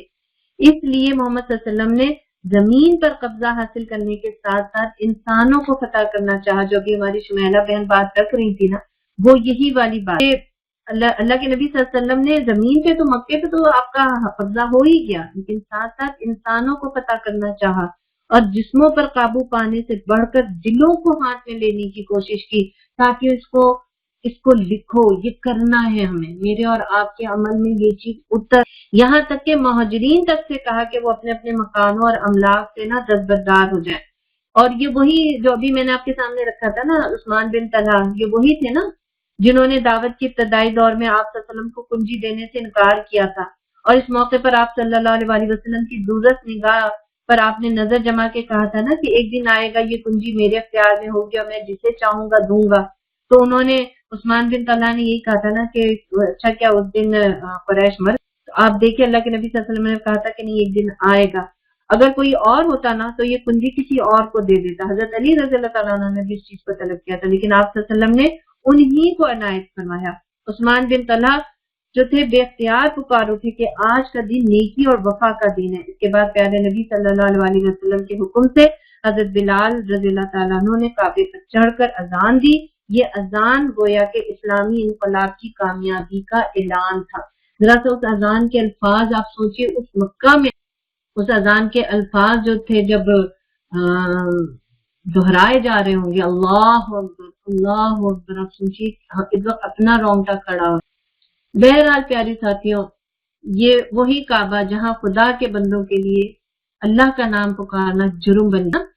یہ جو میں نے آپ کے سامنے بات رکھی نا مکے کی جو چیز تھی، تو اللہ کے بندوں کے سامنے اللہ کا نام لینا ایک جرم بن گیا تھا. آج اسی کعبہ میں توحید کی صدا بلند اللہ. پھر آپ صلی اللہ علیہ وسلم نے ام ہانی کے مکان پر غسل کے 8 ٹکٹ نماز بطور شکرانہ فتح پڑھی. فتح کے دوسرے روز کوہ صفا پر سے رسول اللہ صلی اللہ علیہ وسلم نے دوسرا خطاب فرمایا. پہلے اللہ کی حمد و ثنا کی، پھر مختصر کلمات میں حرم کی حرمت بیان کی اور اسے ہمیشہ کے لیے قائم کر دیا اور اس کے احکامات بیان کیے. یوں تو آپ صلی اللہ علیہ وسلم نے عام معافی کا اعلان کر دیا تھا. اور میں نے جو شروع میں آپ کے سامنے رکھا تھا نا کہ جو کعبے کے اندر داخل ہو جائے گا، جو ابو سفیان رضی اللہ تعالیٰ عنہ کے اندر داخل ہو جائے گا، ہے نا, تو یا جو ہتھیار نہیں اٹھائے گا ان سب کے لیے عام معافی تھی. اور اس اعلان نے دلوں کو ایسا مسخر کیا کہ کسی میں تاب نہ, مطلب مقابلے کی کسی میں تاب نہیں رہی ملاقات کی جب آپ صلی اللہ علیہ وسلم نے یہ اعلان کر دیا تھا. آپ کو اس صفحہ پر تشریف فرما تھے اور آپ صلی اللہ علیہ وسلم نے ہاتھ اٹھا کر دعا کی. اس کے بعد آپ نے لوگوں سے اسلام پر بیعت لی. اس دن ابو بکر صدیق کے والد ابو قحافہ بھی مسلمان ہوئے اور ان کے اسلام لانے سے رسول اللہ صلی اللہ علیہ وسلم کو بہت خوشی ہوئی. پھر مردوں کے بعد آپ صلی اللہ علیہ وسلم نے عورتوں سے بھی بیعت کی اور اس دن بیعت کرنے والوں میں یہ فتح مکہ کے دن کا یہ سارا واقعہ چل رہا ہے. اور اس دن بیعت کرنے والوں میں ابو سفیان کی بیوی ہندا بھی تھی. آپ صلی اللہ علیہ وسلم نے تمام بیعت کرنے والوں سے توحید اور رسالت کی اقرار کے ساتھ خصوصی طور پر بیعت لیا اور اس وقت کی جو رائج خرابیاں تھی, چوری یا زنا یا دوسری چیزیں, ان سے بھی بچنے کی آپ صلی اللہ علیہ وسلم نے تاکید بھی کی. اور اس چیز کا بھی اہم, پیاری ساتھیوں, بہت ہی خوبصورت جملہ لگ رہا ہے نا, دشمن آپ صلی اللہ علیہ وسلم کا بلند پایا اخلاقی سلوک ہے نا. اور یہ جو چیزیں ہیں نا ساتھیوں, اللہ کے نبی صلی اللہ علیہ وسلم کا جو دشمنوں کے ساتھ جو سارا سلوک تھا, جو ساری چیزیں تھی, اس چیز آپ کے ذہن میں بہت کچھ چل رہا ہوگا نا, بہت ساری چیزیں آ رہی ہوں گی کہ کیا کیا معاملات تھے, کیا کیا چیزیں تھیں, کیا کیا واقعات تھے. اور باقی ان معاملات اور واقعات کو یاد کر کے پھر ایک عجیب سی میری اور آپ کی فیلنگ ہو رہی تھی. اور پھر فتح مکہ کا اثر, ایک فاتح کا کردار بھی ہمیں سامنے آتا ہے کہ لا تثریب علیکم اليوم, جاؤ آج تم سے کسی شے کا کوئی دشمنوں سے آپ صلی اللہ علیہ وسلم کا بلند پایا اخلاقی سلوک, ایک نظریہ حق اور تعمیری نظم العین رکھنے والی ہستی کے لیے کوئی دوسرا فاتحانہ پالیسی قابل عمل نہیں تھی. اللہ کے نبی صلی اللہ علیہ وسلم نے کس طریقے سے اس دن سارے معاملات کیے. پیاری ساتھیوں, دشمنوں سے آپ صلی اللہ علیہ وسلم کے بلند پایا اخلاقی سلوک جو بات رکھی تھی نا آپ صلی اللہ علیہ وسلم نے جو خطبے میں کہ جاؤ آج تم سے کسی شے کا محاسبہ نہیں, تو وحشی کو بھی آپ نے معاف کر دیا. کون تھا یہ وحشی؟ یہ وحشی تھا جسے آپ صلی اللہ علیہ وسلم نے معاف کر دیا, بس کہا تھا میرے سامنے نہیں آنا. حضرت حمزہ کا کہاں سے. اور پھر آپ دیکھیے وہ بھی ایمان لے آتے ہیں, اور جب ایمان لاتے ہیں تو وہ گلٹی جو تھی ان کے دل میں کہ یہ کیا کر دیا تھا میں نے, ظاہر آزاد ان کو کہا گیا تھا نا کہ تم اگر حضرت حمزہ کا وحشیانہ قتل کرو گے تو تم کو آزاد کر دیا جائے گا. وہ ایمان نہیں لائے تھے, انہوں نے وہ کام کر دیا, لیکن گلٹی فیل رہی ان کے اندر. مسلمہ کذاب کا قتل جو ہے انہوں نے ہی کیا تھا, اور اپنی اس گلٹی کو یہاں پہ لا کے انہوں نے ختم کیا تھا. پھر عثمان بن طلحہ کو کنجی دے دی. یہ کون تھے؟ انہوں نے, یہ وہ تھے نا جو آپ صلی اللہ علیہ وسلم کو کہہ رہے تھے کہ نہیں ہم تو آپ کو چابی نہیں دیں, اور آپ صلی اللہ علیہ وسلم کی درست نگاہ نے دیکھ کر کہا تھا کہ نہیں ایک دے گا. پھر جنگ حوازن کے قیدیوں کو بھی بلا معاوضہ رہا کر دیا. یہ کون لوگ تھے؟ طائف کا واقعہ بھول گئے میں اور آپ کہ آپ صلی اللہ علیہ وسلم کے جوتے مبارک خون سے لہولہان تھے اور آپ بالکل بے ہوش ہو رہے تھے, اور بعض لڑکوں کو پیچھے لگا دیا گیا تھا. کس طریقے سے آپ نے ایک باغ میں پناہ لی تھی. اچھا, پھر اس کے بعد وہ چیز بھی میں دہراتی ہوں جو امن کا اعلان تھا نا کہ جو شخص ہتھیار پھینک دے اسے قتل نہ کیا جائے, ہے نا. جو شخص خانہ کعبہ میں داخل ہو جائے اسے قتل نہ کیا جائے. ابو سفیان کو بھی معاف کر دیا. جو شخص ابو سفیان رضی اللہ تعالیٰ عنہ کے گھر میں داخل ہو جائے اسے بھی قتل نہ کیا جائے. جو شخص گھر بیٹھ جائے اسے بھی نہ قتل کیا جائے. اکرمہ بن ابی جہل کو بھی معاف کر دیا. یہ کون تھے؟ اکرمہ بن ابی جہل نام سے ہی پتا چل رہا ہے نا. اور آپ سوچئے, باپ دشمن وقت کا فرعون بنا ہوا تھا, اور سبحان اللہ انہی کے بیٹا ایمان لے آئے. اور یہ وہ افراد تھے, چند افراد ایسے تھے جن کے بارے میں اللہ کے نبی صلی اللہ علیہ وسلم نے فرمایا تھا کہ اگر یہ مقابلے پر آئے تو ان کو 8-9 افراد تھے جن کے قتل کا حکم صادر تھا. لیکن ان 8-9 میں سے بھی کچھ ایمان لے اور کچھ کی آپ نے مانے. خبار بھی معاف ہوا جس نے حضرت زینب کو اونٹ سے گرا دیا تھا, رضی اللہ تعالیٰ عنہ کو اونٹ سے گرا دیا تھا, جس کی تکلیف کی وجہ سے ان کا انتقال ہوا تھا. اور ہمیں یاد ہے نا کہ بدر میں حضرت عثمان غنی نہیں گئے تھے, اس لیے کہ ان کی عیادت کرے. اور ہندا کو بھی معاف ملی. آئیے ذرا رک کر کچھ فیصلہ کرتے ہیں ساتھیوں, کچھ چیزیں انشاءاللہ تعالیٰ. اس کو میں آخر میں آپ کے سامنے اس ٹاپک کو, اس سلائیڈ کو یاد رکھیے گا, انشاءاللہ میں آخر میں دوبارہ آپ کے سامنے اس چیز کو لے. مکہ فتح ہو گیا. پیارے نبی صلی اللہ علیہ وسلم جب مکے کی مہم کی طرف چلے تو ایسی تدبیر اختیار کی کہ خون ریزی نہ ہونے پائے. اپنے ارادے کو چھپا کر اخفا میں رکھ کر سفر کیا. قریش کو کسی تیاری کا اور آس پاس سے کوئی مدد حاصل کرنے کا موقع دیے بغیر مکے کے دروازے پر جا پہنچے. اس طرح مخالف طاقت جو پہلے ہی کمزور تھی بالکل حیران رہ گئی. ابو سفیان رضی اللہ تعالیٰ عنہ کو مناسب تدبیروں سے بالکل مروب کر دیا اللہ کے نبی صلی اللہ علیہ وسلم نے. ابو سفیان رضی اللہ تعالیٰ عنہ کے ایمان لانے سے اب مکے میں کوئی ایسا نہیں رہا جو مقابلے پر آتا. آپ نے ساتھیوں کے ساتھ اور ان ساری چیزوں کے ساتھ ساتھ اللہ کے نبی نے اپنے ساتھیوں کی تربیت بھی کی اور اہل مکہ کو بھی اطمینان دلائے کہ آج کعبے کا دن ہے، آج حرمت کا دن ہے. یہی وہ فیصلہ کن مارکا اور فتح عظیم ہے جس نے بت پرستی کی قوت مکمل طور پر توڑ کر رکھ دی اور اس کا کام اس طرح سے تمام کر دیا کہ جزیرۃ العرب میں اس کے باقی رہنے کی کوئی گنجائش نہ رہ گئی، کیونکہ عام قبائل منتظر تھے کہ مسلمان اور بت پرستوں میں جو مارکا آرائی چل رہی ہے دیکھیں کہ اس کا انجام کیا ہوتا ہے. وہ جانتے تھے کہ حرم پر وہی مسلط ہو سکتا ہے جو حق پر ہو، کیونکہ اہل عرب نے دیکھ لیا تھا کہ ابرہہ اور اس کے ساتھیوں نے بیت اللہ کا رخ کیا تھا اور اللہ نے انہیں ہلاک کر کے بزم کر دیا. ساتھیوں، اگر اللہ کے نبی یہ سب تدبیریں نہ چلتے تو جیسا کہ ابھی میں نے بتایا کیا پتہ بنو حوازن اور طائف والے سب مل کر قریش کا ساتھ دیتے اور پھر مکے میں کتنی خون ریزی ہو جاتی. مگر رسول اللہ صلی اللہ علیہ وسلم کی تدبیر ایسی ماہرانہ تھی کہ اہل مکہ کو ارد گرد سے کوئی تعاون نہیں ملا. اس وقت بھی سوچنے کا بہت ساری چیزیں ساتھیوں کہ تدبیر چلنا ہے نا، مضبوط پلاننگ کرنا، یہ ساری چیزیں ہمیں اللہ کے نبی صلی اللہ علیہ وسلم کی زندگی سے نا ہمیں بہت کچھ اس سے سبق ملتا ہے پیاری بہنوں. اس کے ساتھ ساتھ ہم تھوڑا سا یہ بھی دیکھیں گے کہ کسی بھی دنیاوی سیاست کا جو علمبردار ہوتا نا اس کی یہ شان کے خلاف ہوتی جس کا نبی کریم صلی اللہ علیہ وسلم نے نمونہ پیش کیا. یہ بات بھی ہمارے سمجھنے کی ہے. فاتحانہ داخل ہوئے لیکن کوئی طبل، کوئی ڈھول باجا، کوئی فقر اور غرور کی کوئی چیز اللہ کے نبی صلی اللہ علیہ وسلم کے نظر نہیں آ رہی تھی. کوئی دعویٰ نہیں تھا، بلکہ الٹا کیا دعویٰ تھا، وَادْخُلُوا الْبَابَ سُجَّدًا کی تعمیل. آپ صلی اللہ علیہ وسلم زبان پہ ہم جاری تھی، نعرہ بھی زبان پر تھا تو اللہ ہی کی بڑائی کا. اذانیں اور نمازیں، دعائیں مکہ کی فضا میں نور بھر چکی ہوں گی. اپنا کوئی مواد آپ نے حاصل نہیں کیا، کوئی مفاد حاصل نہیں کیا، بلکہ اپنے اور مہاجرین کے جو گھر بار تھے جو قریش نے ظالمانہ طور سے ہتھیار لیے تھے وہ بھی آپ نے کہا کہ انہی کو دے دو، انہی کی تحویل میں دے دو. اور پھر اللہ کے نبی صلی اللہ علیہ وسلم نے کیسے کیسے لوگوں کے سیاسی جرائم آپ نے معاف کیے. تو یہ وہ ساری چیزیں ساتھیوں سوچنے کی چیزیں انشاءاللہ تعالیٰ ٹاپک ہو جائے تو ہم اس پہ دوبارہ سے آئیں گے اور پھر بات کریں گے. میں اس چیز کو تھوڑا سا دوبارہ آپ کے سامنے لاؤں گی، گرچہ کہ میں اس پہ بات کر چکی ہوں، لیکن یہ چیز ایسی نہیں ہے جس پر سے جلدی سے گزر جایا جائے. دل بھی فتح ہو گئے. ہم ابھی فتح مکہ پڑھ رہے تھے، ایک دم دل بھی فتح ہو گئے. آپ صلی اللہ علیہ وسلم کو دلوں کی تبدیلی درکار تھی. یہ اہم پوائنٹ ساتھیوں، یہ کام کرنا ہے مجھے اور آپ کو دعویٰ کا. آپ صلی اللہ علیہ وسلم کو دلوں کی تبدیلی درکار تھی جو ہمیشہ نرمی، احسان اور عفو کی صورت میں ہو سکتی ہے. آپ صلی اللہ علیہ وسلم انتہائی پرامن طریقے سے، ابھی ہم نے بات کیا نا، خون بہائے بغیر مکہ میں داخل ہوئے، اسلامی فوج کو قتل و غارت سے بالکل منع کر دیا تھا. بڑے بڑے جانی دشمن مفتوح ہو کر سامنے آئے تو رحمت للعالمین نے فرمایا میں تمہارے ساتھ وہی سلوک کروں گا جو یوسف اپنے بھائیوں کے ساتھ کیا تھا. اور پھر آپ صلی اللہ علیہ وسلم نے فرمایا تھا نا جاؤ آج تم سے کوئی شے کا کوئی محاسبہ نہیں ہے. پھر آپ صلی اللہ علیہ وسلم نے غزوہ حنین سے ملنے والا مال غنیمت بھی مکہ کے نو مسلموں میں تقسیم کر دیا تھا. آپ صلی اللہ علیہ وسلم اس طرز عمل سے سارے عرب کے دل اسلام کے لیے کھل گئے اور لوگ جوق در جوق اسلام میں داخل ہوئے.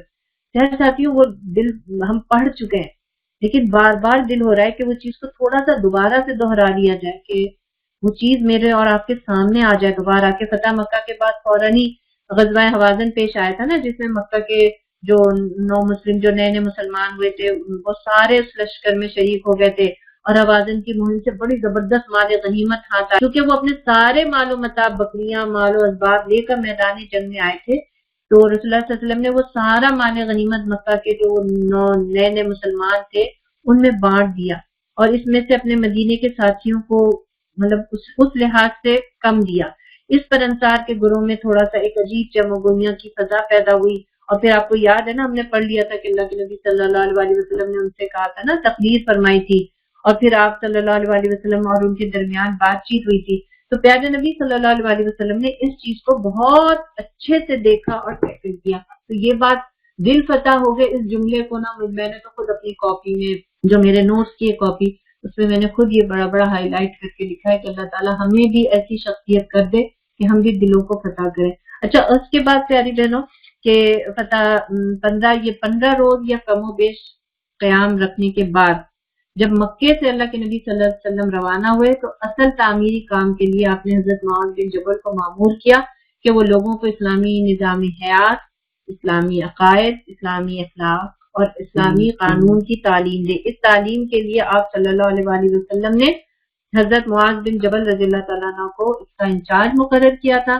پھر حنین اور طائف سے فارغ ہونے کے بعد آپ صلی اللہ علیہ وآلہ وسلم نے مدینے کی راہ لی اور واپسی کا ارادہ کیا۔ مدینے میں اس کے بعد 2 غیر ملکی لڑائیاں ہوئی تھی جو کہ ہم غزوات کے زمن میں پڑھ چکے ہیں، موتا اور تبوک جس کا ہم ذکر کر چکے ہیں، اور غزوات کا ایک حصہ جو یہ فتح مکہ تھا یہ ہم نے چھوڑا تھا کیونکہ یہ طویل ڈسکشن تھی، اور ایک طریقے سے سمجھیے کہ آج ہم نے غزوات کو کمپائل کر لیا۔ غور سے سنیے گا ساتھیوں، ہم سم اپ کر رہے ہیں چیزوں کو نا، کہ اگر مدت کے لحاظ سے ہم دیکھیں تو غزوہ بدر سے فتح مکہ تک کا زمانہ کل 6 سال کا تھا بس۔ غزوہ بدر کب ہوئی؟ سن 2 ہجری میں، اور فتح مکہ کب ہوئی تھی؟ سن 8 ہجری میں۔ 2 اور 8 کل 6 سال۔ سبحان اللہ سبحان اللہ۔ مدت کے لحاظ سے ہم دیکھیں تو غزوہ بدر سے فتح مکہ تک کا زمانہ کل 6 سال کا ہے۔ اللہ کے نبی صلی اللہ علیہ وآلہ وسلم نے 23 سال دعویٰ کا کام کیا اور فقط 6 برس غزوہ، اور بعض اوقات ہم یوں سمجھ رہے ہوتے ہیں نا، غزوات حاوی لگ رہا ہوتا ہے جیسے پورے مدینے میں یہی کام ہوا ہے۔ یہ کام مدینے میں صرف نہیں ہوا ہے، اسلام کو تو غالب ہونا تھا، باطل قوتوں کو تو مٹنا تھا۔ تو آپ دیکھیے صرف 6 سال، اور میں نے جب غزوات کی ٹاپک تھا تو آخری کلاس میں نے آپ کے سامنے رکھا تھا کہ یہ جو قبائلوں کی جنگیں ہوتی تھی، ہزاروں آدمی ان کے ختم ہو جاتے تھے صرف انتقام کی نظر، اور اللہ کے نبی صلی اللہ علیہ وآلہ وسلم نے جو اس 6 سال میں جو سیاسی حکمت اور تدبیر کے ساتھ آپ نے جو یہ غزوات ہوئی، ان میں مسلمان شہداء اور مقتول جو کفار کے مقتول تھے ان کی تعداد ملا کر بھی 1000 نہیں پہنچتی ہے۔ صرف 6 سال کے اندر اتنے بڑے بڑے غزوات، اور پھر اللہ کے نبی صلی اللہ علیہ وآلہ وسلم مدینے واپس آتے ہیں۔ اسلام چونکہ اب ایک مدینہ کی اسلامک سوسائٹی، ایک اسلامک ملک بن چکا تھا، تو زکوٰۃ کی وصولی کا سسٹم، نظام، یہ ساری چیزیں آپ نے ترتیب دی، پھر سرایا کا بھی سلسلہ چلا۔ بہرحال یہ ساری چیزیں اللہ کے نبی صلی اللہ علیہ وآلہ وسلم فتح مکہ کے بعد ہوا۔ پیارے عزیز ساتھیوں، صلح حدیبیہ سے فتح مکہ، کیا دیکھا کیا سوچا، اس چیز پہ ہم ڈسکس کرتے ہیں۔ بہت پیاری سی ایک نعت ہے، میں آپ کے سامنے رکھتی ہوں۔ اس نعت کے لیے بالخصوص میں آپ سے کہوں گی کہ غور سے سنیے گا، ٹھیک ہے؟ ہو سکتا ہے کہ ہمارا حاصل کلام ہی ہو۔ خراج عقیدت ادا کرنے والوں، خراج عقیدت سے کیا کام ہوگا؟ یہی ہے زبانی محبت کا عالم، تو دین خدا اور بدنام ہوگا۔ اگر سن سکو تم تو روح محمد، خراج اطاعت کی طالب ہے تم سے۔ یہی ہے جو قول و عمل کی دورنگی، بہت درد انگیز انجام ہوگا۔ فقط خوش بیانی کے جوہر دکھا کر کوئی قوم دنیا میں ابھری نہیں ہے، عمل چھوڑ کر صرف باتیں بنا کر کوئی قوم دنیا میں ابھری نہیں ہے۔ یہ سچ ہے کہ میلاد و سیرت کے جلسے بظاہر ہیں بام و سعادت کے دینے، یہ سچ ہے کہ نعت محمد کے موتی ایمان کی گشتری کے ندینے، مگر اے قصیدہ گرو یہ تو سوچو کہ بہرو لفظوں کی قیمت ہی کیا ہے۔ بنے ہیں کہیں نقش آب رواں پر، چلے ہیں کہیں خشکیوں میں سفینے، نبی کی حیات مقدس کو دیکھو، ملے گا سراپا جہاد مسلسل، وفا کی صلابت میں فولاد و آہن، کرم کی لطافت میں رحمت مکمل۔ یہ سوچو کہ نور ہدایت کا پرچم جناب محمد نے کیسے اڑایا، یہی نہ کہ اس بندہ باصفا نے جلایا چراغ جہاد و عظیمت کا پرچم، یہی نہ کہ میدان سی و طلب میں نہ چھوڑا کبھی دامن استقامت، یہی نہ کہ سارے زمانے سے کٹ کر اٹھایا خدا کی اطاعت کا پرچم، ہدایت کا، یمن و سعادت کا پرچم، وفا کا، حقیقی محبت کا پرچم۔ وہ بدر و حنین و تبوک و احد کا جفا پوش جانباز گفتہ مجھے، وہ تھا جس کے مضبوط دستے عمل میں جہاں سے نرالی شجاعت کا پرچم، وہ جرت سراپا، وہ ہمت مجسم، وہ راتوں کا عابد، وہ دن کا سکھ، وہ جس نے سیاست کی زلفیں سواری، جس نے فقیری نے کی بات۔ اگر اس سے کچھ بھی عقیدت ہے تم کو تو اپنا وتیرہ بدلنا پڑے گا، نفاق زبان و عمل سے نکل کر سعادت کے سانچے میں ڈھلنا پڑے گا۔ خبر دے رہا ہے محمد کا اسوہ کہ آسان نہیں مسلمان ہونا، بہت امتحان درپیش ہوں گے، بہت سخت راہوں پہ چلنا پڑے گا۔ وہ شعب ابو طالب و شہر طائف برابر صدا پر صدا دے رہے، وہ مکے کی خاک مقدس کے ذرے نقوش قدم کا پتہ دے رہے۔ اٹھو مومنو، آج سے عہد کر لو، حبیب خدا کی اطاعت کرو گے، عقیدت کے پہلو بہ پہلو عمل سے حقیقت میں تعمیل سنت کرو گے۔ یہ ذوق اطاعت سے خالی عقیدت نہیں، صرف بازی گری ہے۔ جو اثار و اقدام سے جی چرائے، محبت نہیں، صرف بازی گری ہے۔ اللہم صلی علی محمد وعلی آل محمد کما صلیت علی ابراہیم وعلی آل ابراہیم انک حمید مجید۔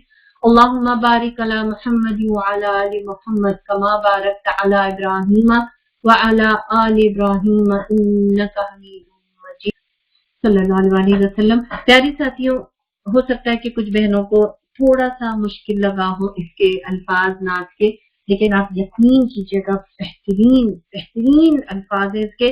جن بہنوں کی اردو تھوڑی سی کمزور ہے، اگر وہ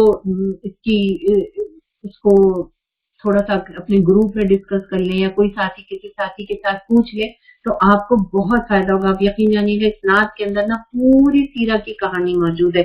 چلیے آئیے، صلح حدیبیہ سے فتح مکہ تک کیا دیکھا کیا۔ پیاری ساتھیوں، اللہ کے نبی صلی اللہ علیہ وسلم کی ذات تو انتقام لینے والی نہیں تھی، لیکن میرے اور آپ کے دل میں تو انتقام پل رہا، بدلہ لے لوں، کسی طرح بتا دوں، بے عزتی ہوگی میری، ہے نا، دل میں ہم رکھ رہے ہوتے ہیں۔ اللہ کے نبی صلی اللہ علیہ وسلم کی معاف کرنے والوں کی ایک طویل فہرست ہے۔ آپ نے کس کس کو کب کہاں معاف کیا، یہ تو کچھ بھی نہیں ہے، ورنہ تو آپ کی پوری حیات مقدسہ اس سے بھری ہوئی ہے نا۔ آئیے ذرا کچھ فیصلہ کرتے ہیں، کچھ ارادہ کرتے ہیں، ٹھیک۔ یہ چیز رکھنے سے پہلے یہ والا چیز آپ کے ذہن میں ہوگی نا۔ آئیے اب آخری والی سلائیڈ پہ واپس چلتے ہیں۔ صلح حدیبیہ سے فتح مکہ تک کیا دیکھا کیا سوچا، کون ساتھی کیا رکھ لیں گے، کیا اصول دیا ہم نے، جلدی آئیے۔ صحیح بات ہے سعدیہ، جب تک بول نہیں دے پیٹ میں تو درد رہتا ہے، اور وہ درد ایسا عجیب سا درد ہے کہ اس وقت کو دیکھ کر اٹھ رہا ہوتا ہے نا۔ السلام علیکم، ملٹن کیمپس۔ وعلیکم السلام ورحمۃ اللہ۔ اتنی دیر بعد ملٹن کا نام آیا، گڈ، بولو آمنہ۔ مجھے پتہ نہیں کیوں آج ایک چیز کا بار بار خیال آ رہا ہے، ابھی آپ نے بھی ذکر کیا جب حضرت خاطب رضی اللہ عنہ کی بات کہ عمر رضی اللہ عنہ نے کہا کہ میں مطلب اس کی گردن اڑا دوں۔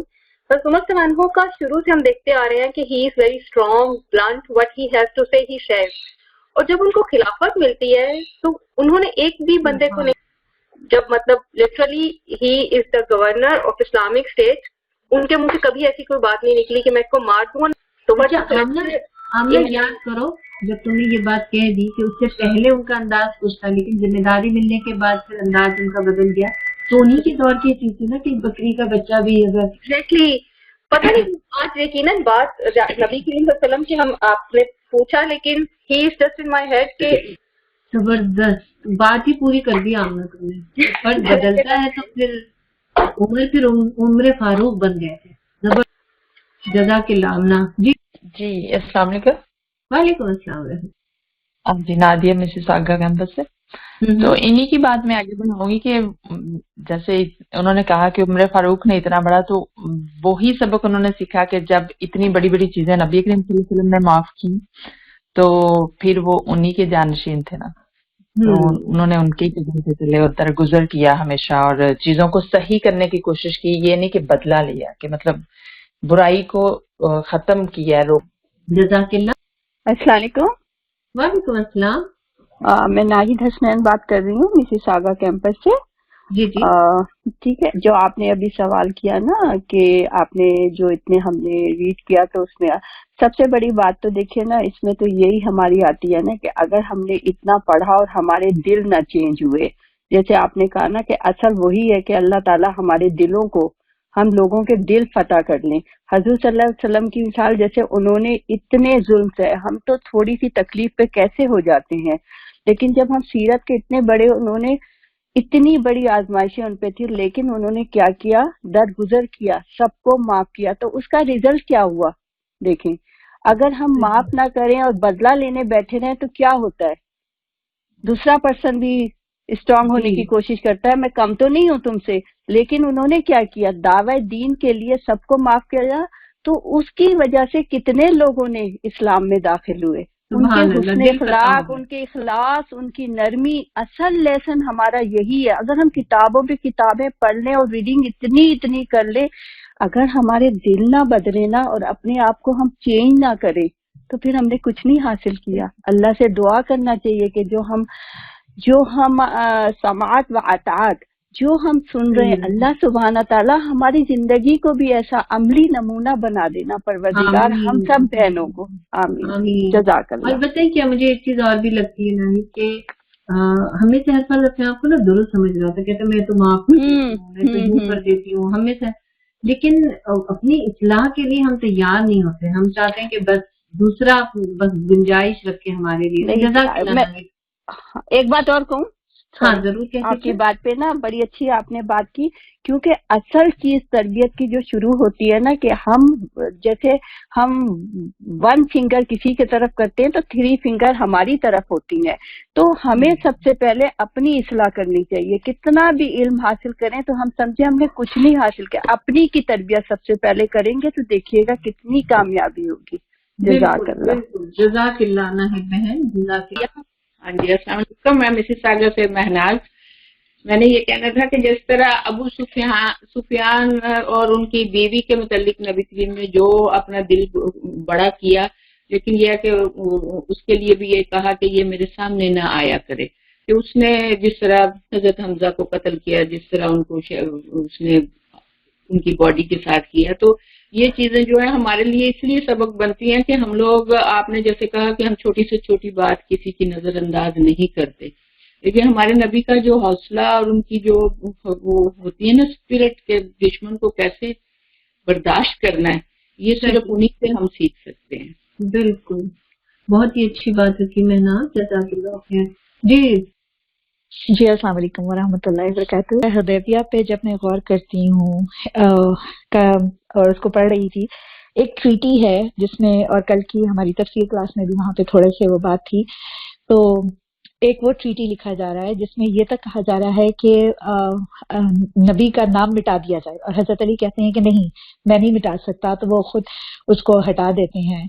और उस वक़्त वो ट्रीटी जब लिखा जा रहा है और उसके बाद से लेके फतह मक्का तक कोई इंसान ये नहीं जानता कि आज जो मैं अपनी विशेस के, अपनी विल के अगेंस्ट कोई काम कर रही होती हूँ, उसका रिवॉर्ड, हम मोमिन हैं, हमें ये तो पता है कि इंशाल्लाह उसका रिवॉर्ड डे ऑफ जजमेंट तो मिलना ही मिलना है, लेकिन दुनिया में भी अल्लाह सुब्हानहू व तआला कैसे फतह से आपको वो कर देते हैं। आज अगर हम अपने थोड़े से नफ्स से जिहाद कर लेते हैं और हम किसी को फॉरगिव कर देते हैं, बात जहाँ पे आती है तो वो ये हो जाता है कि बाज़ सुम्मा अल्हम्दुलिल्लाह दूसरों से मामला हम सबका बहुत अच्छा रहता है, लेकिन जब अपने घर वाले, अपनी औलाद या अपने औलाद के अगेंस्ट कोई बात आती है, अपनी ज़ात पे बात आती है या अपने रिश्तेदारों में बात आती है, तो वहाँ पे इंसानों के हौसले बहुत छोटे हो जाते हैं। सो ये नबी सल्लल्लाहु अलैहि वसल्लम की सीरा सबसे पहले मुझे अपने लिए जो बहुत बड़े लेसन्स दे रही होती है ना, ये बहुत इंपॉर्टेंट है कि मैं क्या कर रही हूँ। मुझे ऐसा बहुत सही बात रखी प्यारी बहना, बहुत सही बात रखी। वही चीज मुझे लग रही थी कि आप सल्लल्लाहु अलैहि वसल्लम का नाम मिटाना चाह रहे हैं, मदीने की ईद से ईद बजा देना चाह रहे हैं, और उस मक्का में वही सैयदना बिलाल काबे के ऊपर चढ़ के अजान दे रहे हैं, अल्लाहु अकबर, सुभान अल्लाह, सुभान अल्लाह। सही बात है सादिया, जज़ाकल्लाह। आइए बहना। अस्सलाम वालेकुम। वालेकुम अस्सलाम रहमतुल्लाह। जी मुझे ऐसा लगता है कि जैसे सलमा, तारुफ कराओ किस कैंपस? जी मैं सलमा सदफ, ऑनलाइन कैंपस। हाँ लो। तो मुझे ऐसा लगता है कि जो इंतकाम या बदला है हम जब लेते हैं, जब हम पर्सनली हिट होते हैं या पर्सनली हम ये फोकस होता है कि हमारी ज़ात को किसी ने नुकसान पहुंचाए या तकलीफ पहुंचाए, तो हज़रत पाक सल्लल्लाहु अलैहि वसल्लम और सहाबा कराम और जो भी अल्लाह के बंदे हैं उनका तो पर्सनल कोई बेनिफिट ही नहीं है, वो तो अपना आप अल्लाह को सौंप चुके होते हैं। उनका मकसद, उनका मिशन इतना अजीम होता है, उनकी नजर इतनी दूर अपने मिशन पर होती है कि ये छोटी छोटी चीजें जो है वो काउंट में नहीं आती। तो मुझे ये लगता है कि जब मिशन आपका या मकसद आपका, मकसद हयात जब वाज़े हो कि क्या है, तो महल में तब ये इतना हौसला बुलंद हो जाता है कि आप इन छोटी छोटी चीजों को, इन डिस्ट्रक्शंस को आप अवॉइड करना शुरू कर देते हैं। बिल्कुल ठीक। अच्छा, तुम्हारी बात से एक चीज और भी याद आ रही है, बल्कि अभी यहाँ पे सामने किसी साथी ने भी लिखा था कि ये जो लोग थे ना, ये बड़े अजीम लोग थे। इन लोगों ने क्या किया कि जो भी दुख सुख था या तो बोल दिया उसको, या फिर ये। जी अस्सलाम वालेकुम। वालेकुम अस्सलाम रहमतुल्लाह। जी, मैं मुन्ना हूँ मिल्टन से। तो इस पूरे उसमें आज जो हमने सेशन किया उसमें मुझे ये बहुत बात पता चली है कि मतलब जो भी कोई जमात होती है जिस तरह, तो पहले लीडर अगर आपका रोल मॉडल हो, आप सारे काम कर रहा हो, तो फिर इट्स इजी टू लोगों के लिए कि आप उसको उसकी बात मानें, क्योंकि नबी सल्लल्लाहु अलैहि वसल्लम ने पहले खुद माफ किया, फिर बाद में मुहाजिरीन को कहा कि आप भी माफ करें। बिल्कुल। और दूसरा एक और पॉइंट कि खुशी के मौके पर खुशी का इजहार किस तरह किया गया, मतलब किस कदर खुशी का मौका होगा वो। और एक आजकल हमारे यहाँ जो है वो जस्ट एक शादियां ही हो तो हम कहते हैं कि खुशी का मौका है, खुशी का मौका है, और मतलब सारी हदूद नौज़बिल्लाह तोड़ देते हैं हम लोग, अल्लाह को भी नाराज कर देते हैं। ये चीजें हमें चेंज करनी है कि खुशी के मौके को भी हमें किस तरह से अपनाना है। बिल्कुल जबरदस्त पॉइंट दिया आपने इस सबसे हटकर कि फतह मक्का कितना खुशी का मौका था, लेकिन अल्लाह के नबी सल्लल्लाहु अलैहि वसल्लम की अल्लाह की तदबीर से और इनके तारी से गर्दन झुकी हुई थी और आपने ऐसा कोई अमल नहीं किया। सुभान अल्लाह। बहुत जी हुमा। जी अस्सलाम वालेकुम। वालेकुम अस्सलाम रहमतुल्लाह। बताइए कि आज मैंने हुमा बहुत जल्दी अपनी चीजों को समेटा था कि ज्यादा से ज्यादा बहनों को भी टाइम मिले, तो इसलिए मेरा दिल चाह रहा है सब बोले। जी हुमा बात रखिए।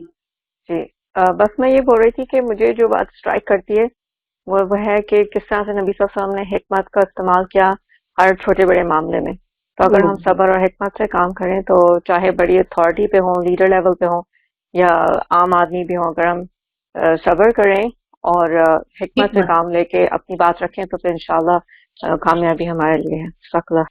बिल्कुल बहुत प्यारी बात रखी, इसको मैंने भी नोट किया, आप साथी भी नोट कीजिएगा कि बहुत सारी चीजों में हिकमत होती है। बाज़ों का दिल नहीं चाह रहा है लेकिन हिकमत में कर लेना वो काम, उसके फवायद बहुत ज्यादा निकल आएंगे। लेकिन जब हिकमत हमारे अंदर से निकल जाती है और 1 to 1 मामला होता है ना तो फिर खराबी ही जन्म लेती है। बहुत प्यारी बात रखी हो ना। जी अस्सलाम वालेकुम। मैं निगहत मिस्सागा कैंपस से। इसमें मुझे तो वैसे तो पूरी जब हम देखें गज़वात या जितनी वो हुई उसमें नबी करीम सल्लल्लाहु अलैहि वसल्लम की सारी ही गज़वात में बेहतरीन स्ट्रेटजीज नजर आती हैं, मगर एक खास चीज जो है कि बाज़ वक्त हम अपने पे रखकर जैसे सोचें कि हमारे बाज़ वक्त नेगेटिव रवैये से जो होता है किसी आगे बंदे की स्किल से हम फायदा नहीं उठा सकते। आप सल्लल्लाहु अलैहि वसल्लम को चूंकि अरब के लोगों की एक इस स्किल का कि वो उनमें लीडरशिप की क्वालिटी है, तो आप सल्लल्लाहु अलैहि वसल्लम ने एक तरीके से जब माफ किया था, वैसे भी आप सल्लल्लाहु अलैहि वसल्लम बहुत ही ज़ाहिर रहमतुल लिल आलमीन थे और जो इस्लाम का एक मकसद है कि इंसानियत की बका, तो आप सल्लल्लाहु अलैहि वसल्लम ने उन सबको माफ किया था।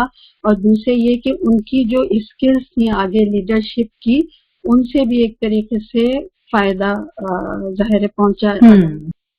बिल्कुल बिल्कुल बहुत सही बात है, आपकी लीडरशिप ने इस चीज को बहुत ही मोटिवेट किया। बिल्कुल। अस्सलाम वालेकुम। आवाज आ रही है? वालेकुम अस्सलाम रहमतुल्लाह। हाँ नबीला आ रही है, बात करो।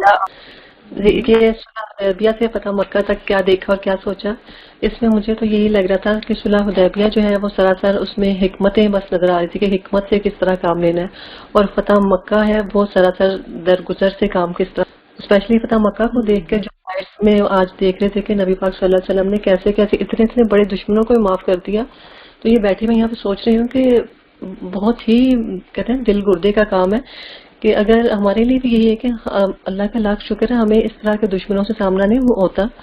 हमें बस ज्यादा यही है कि किसी ने कुछ कह दिया, किसी की बात बुरी लग गई, बस उन्हीं चीजों को लेके हमें वो माफ करना कितना मुश्किल लगता है।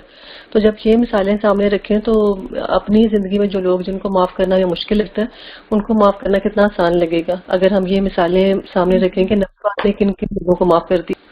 सही बिल्कुल नबीला। और पता है क्या, मैं इन सारी बातों को सोच रही थी तो 2-3 टिप मुझे भी टिप समझ में आ रही थी। तो ये कि दिलों में नहीं रखनी चाहिए बात, हम जितने दिन तक दिलों में रखेंगे ना उतना ज्यादा डिस्टेंस गैप बढ़ता जाता है, मतलब दूसरे तो दिल में कदूरत या नफरत नहीं रखे। माफ कर दिया तो बस माफ कर दिया, बस अपने हालात ताल्लुकात ठीक कर दिए, क्योंकि खुद को भी तो सुकून नहीं मिलेगा। कितनी एंजाइटी परेशानी होती है, दिल की धड़कन तेज हो जाती है, अजीब से बेकैफ सी कैफियत होती है, तो उन कैफियतों से हमें भी तो नुकसान पहुंचता है ना। दूसरी चीज तुम्हारी बात से मुझे ये बात भी समझ में आ रही है कि अल्लाह के नबी सल्लल्लाहु अलैहि वसल्लम में जो एक जज्बा था ना, दोस्त अहबाब रिश्तेदार ये तरबियत भी साथ साथ आपकी चल रही मक्के के दौर के अंदर ना। जी अगली बहन आए, कौन बात है? जज़ाकिल्लाह नबी। दिस इज मरीना, मैं टोरंटो कैंपस। जी सब बहनों के सलाम अलैकुम। वालेकुम अस्सलाम। ये मेरी समझ आई कि अगर उमर रज़ी अल्लाह अन्हु ने जब उसका लीडरशिप मिला और वो जिम्मेदार बन गया और वो बहुत खुद को तब्दील किया और लीडर के करैक्टर के अच्छी तरह समझ लिया कि एक लीडर किस तरह होना चाहिए, इसलिए बहुत सब्र और इस्तकामत से काम लिया। अगर एक घर का सरबराह या एक बुजुर्ग जो जब घर है, कौम है, कंट्री है, अगर वो माँ बाप जो है या लीडर है, अगर उसके खुद के अंदर में तब्दीली नहीं करे और खुद सब कुछ जो एक लीडर के या दावा का काम जो है वो खुद के अंदर पैदा न करे, फिर वो किस तरह दूसरे को वो एक काम सिखाए या वो एक काम करे। ये बहुत इम्पोर्टेंट है कि अमली तौर पर और फिजिकली और अंदर के अपने नफ्स को खुद फर्ज जहाद करना है, खुद का फर्ज तैयार करना है, फिर दूसरों के बात पहुंचा सकती है। मेरे को बहुत ये पॉइंट बहुत मेरे अच्छी लगती है कि मैं खुद को फिक्स करूँ, मैं दूसरों को नहीं देखूंगा। अगर दूसरे करेंगे मैं माफ करूंगा, मैं अल्लाह से बात करूंगा कि अल्लाह मैं आपकी खातिर माफ कर दिया। बिल्कुल जबरदस्त प्यारी बहना, 100 बातों की तुमने अल्लाह हम सब आपको हम तैयार करें इस बात के लिए। गुड, वेरी गुड, बहुत प्यारा पॉइंट है तुम्हारा। अस्सलाम वालेकुम। वालेकुम अस्सलाम, मतलब बहुत अच्छी बात रखी तुमने। जी शाहिदा आप आ जाइए जल्दी से हमारे पास। अस्सलाम वालेकुम, मैं शाहिदा हूँ टोरंटो कैंपस से। मैं एक बात शेयर करना चाहती हूँ कि एक जो हदीस है ना, यानी बुराई को हाथ से रोकें फर्स्ट लेवल पे, सेकंड लेवल जबान से रोकें और थर्ड लेवल दिल से बुरा जाने। तो यानी हमारे जिस्म के 3 जो आज़ा का इसमें जिक्र है, हाथ, जबान और दिल। अगर मैं इसको एक टायर की उसमें लिखती हूँ तो सबसे टॉप मोस्ट पे हाथ आएगा, देन जबान आएगी और लीस्ट में सबसे नीचे में दिल आएगा। लेकिन मैं जब इसको फतह के लेवल से देखती हूँ तो फतह को हासिल करने के लिए सबसे पहले दिलों को जीता जाता है, फिर नेक्स्ट जबान से यानी हमारे कलमात से, हमारी बातों से दिलों को जीता जाता है, और फिर फतह को हासिल करने के लिए हाथ यानी गज़वात से लड़ा जाता है। यानी जो भी हमारे गज़वात भी हैं वो हाथों से जो लड़ी गई हैं सबसे लोअर लेवल पे आएगा, और सबसे ज्यादा बढ़ के हाईएस्ट लेवल पे दिल से जीती गई फतह को हाई पोजीशन पे रखेंगे। बिल्कुल जबरदस्त, बहुत प्यारी, बड़ी प्यारी, बड़ी मुनफरिद। जी अस्सलाम वालेकुम, मैं टोरंटो कैंपस से बोल रही हूँ बाजी। अभी जिस तरह मरीना ने बोला कि पहले हमें खुद का इस्लाह करना चाहिए, हमें अपना जो लीडर होता है उनकी क्वालिटी पहले देखा जाता है। तो इसी तरह जब मोहम्मद सल्लल्लाहु अलैहि वसल्लम ने वाशियों को माफ किया, इनको इनकी गलतियां या अयबों का जाहिर या नुमाया नहीं किया कि तुमने ये किया था, तुमने वो किया था, उन्होंने बस माफ किया, अपने दिल से निकाल दिया। इसी तरह जब हम लोगों के बारे में आते हैं तो हम पहले उनको कितने ताने देते हैं, तुम ये थे, तुम वो थे, तुमने ये किया, वो किया, कितने उनके अयबों को उछालते हैं। और हम अपने आप को जब बड़ी आलिम समझते हैं कि मैं ये हूँ, अमल में क्यों नहीं है। लोगों को अयबों का बयान करना बहुत आसान है, पर माफ करना, आज जो मैंने सीखा, मैं लोगों को माफ करना सीखा। अब मैं माफ करूंगी, जो भी करता है अल्लाह उनके साथ जो भी करता है यही उनकी सजा होती है ना। माफ करना सबसे बड़ी बात है। मैंने आज ये बहुत बड़ा सबक सीखा। जज़ाकिल्लाह प्यारी साथी, मैंने भी इस क्लास से यही सीखा, और इंशाअल्लाह ताला 1-2 पॉइंट मैं बस आपके सामने रख देती हूँ क्योंकि हमारा टाइम हो गया है। प्यारी साथियों, जब इतनी बातें हो गई है ना, बहुत जबरदस्त बात की आप सबने, तो आइए जरा कुछ रुक कर फैसला करते हैं, कुछ इरादे बांधते हैं। जब तक इरादे नहीं बांधेंगे, सीरा की क्लास का हमें अल्लाह के नबी सल्लल्लाहु अलैहि वसल्लम ने उस वक्त कहा था कि मेरे पांव तले तमाम रस्में जो थी, पिछली जाहिलाना रस्में, सबको मैं खाक हूँ, मतलब मेरे कदमों के नीचे। तो प्यारी साथियों, हम भी अपनी कौन कौन सी ऐसी रस्में हैं जिनको हिकमत के साथ खत्म कर सकते हैं अपने घर से, उसके लिए हम जरूर इब्तिदा करते हैं, है ना। इख्तियार रखने के बावजूद मैं इंशाअल्लाह ताला बदला नहीं लूंगी, है ना। आइए इरादा करते हैं कि मैं माफ करने का जज्बा अपने दिल में पैदा करूंगी, और ये नहीं कि बात गुजर गई तो माफ करूंगी, बल्कि उस गुजरते लम्हे के अंदर अपने आप को रोकने की कोशिश करूंगी। अल्लाह के नबी कभी इंतकाम नहीं लेते थे, है ना। ये जात सिर्फ अल्लाह की है ना। अजीजुन ज़ुल्फ़िकार सिर्फ अल्लाह की जात ले सकती है। इसलिए मैं भी इसको अपने दिल से, अपने शख्सियत से इंतकाम लेने वाली कैफियत को खत्म करूंगी। इन सारे रास्तों में क्या चीजें हाइल होती हैं, अना, गुस्सा, तासुब, बड़ापा या कोई और खानदानी चीज, उनके ऊपर भी थोड़ा सा इंशाल्लाह मैं जायजा लूंगी। ہم سیرت پڑھ کر اپنے آپ کو بدلنے کی کوشش کریں گے انشاءاللہ. اللہ تعالیٰ میرا حامی و ناصر ہو، آپ کی بھی اللہ تعالیٰ مدد فرمائے. وما علینا الا البلاغ. السلام علیکم ورحمۃ اللہ وبرکاتہ.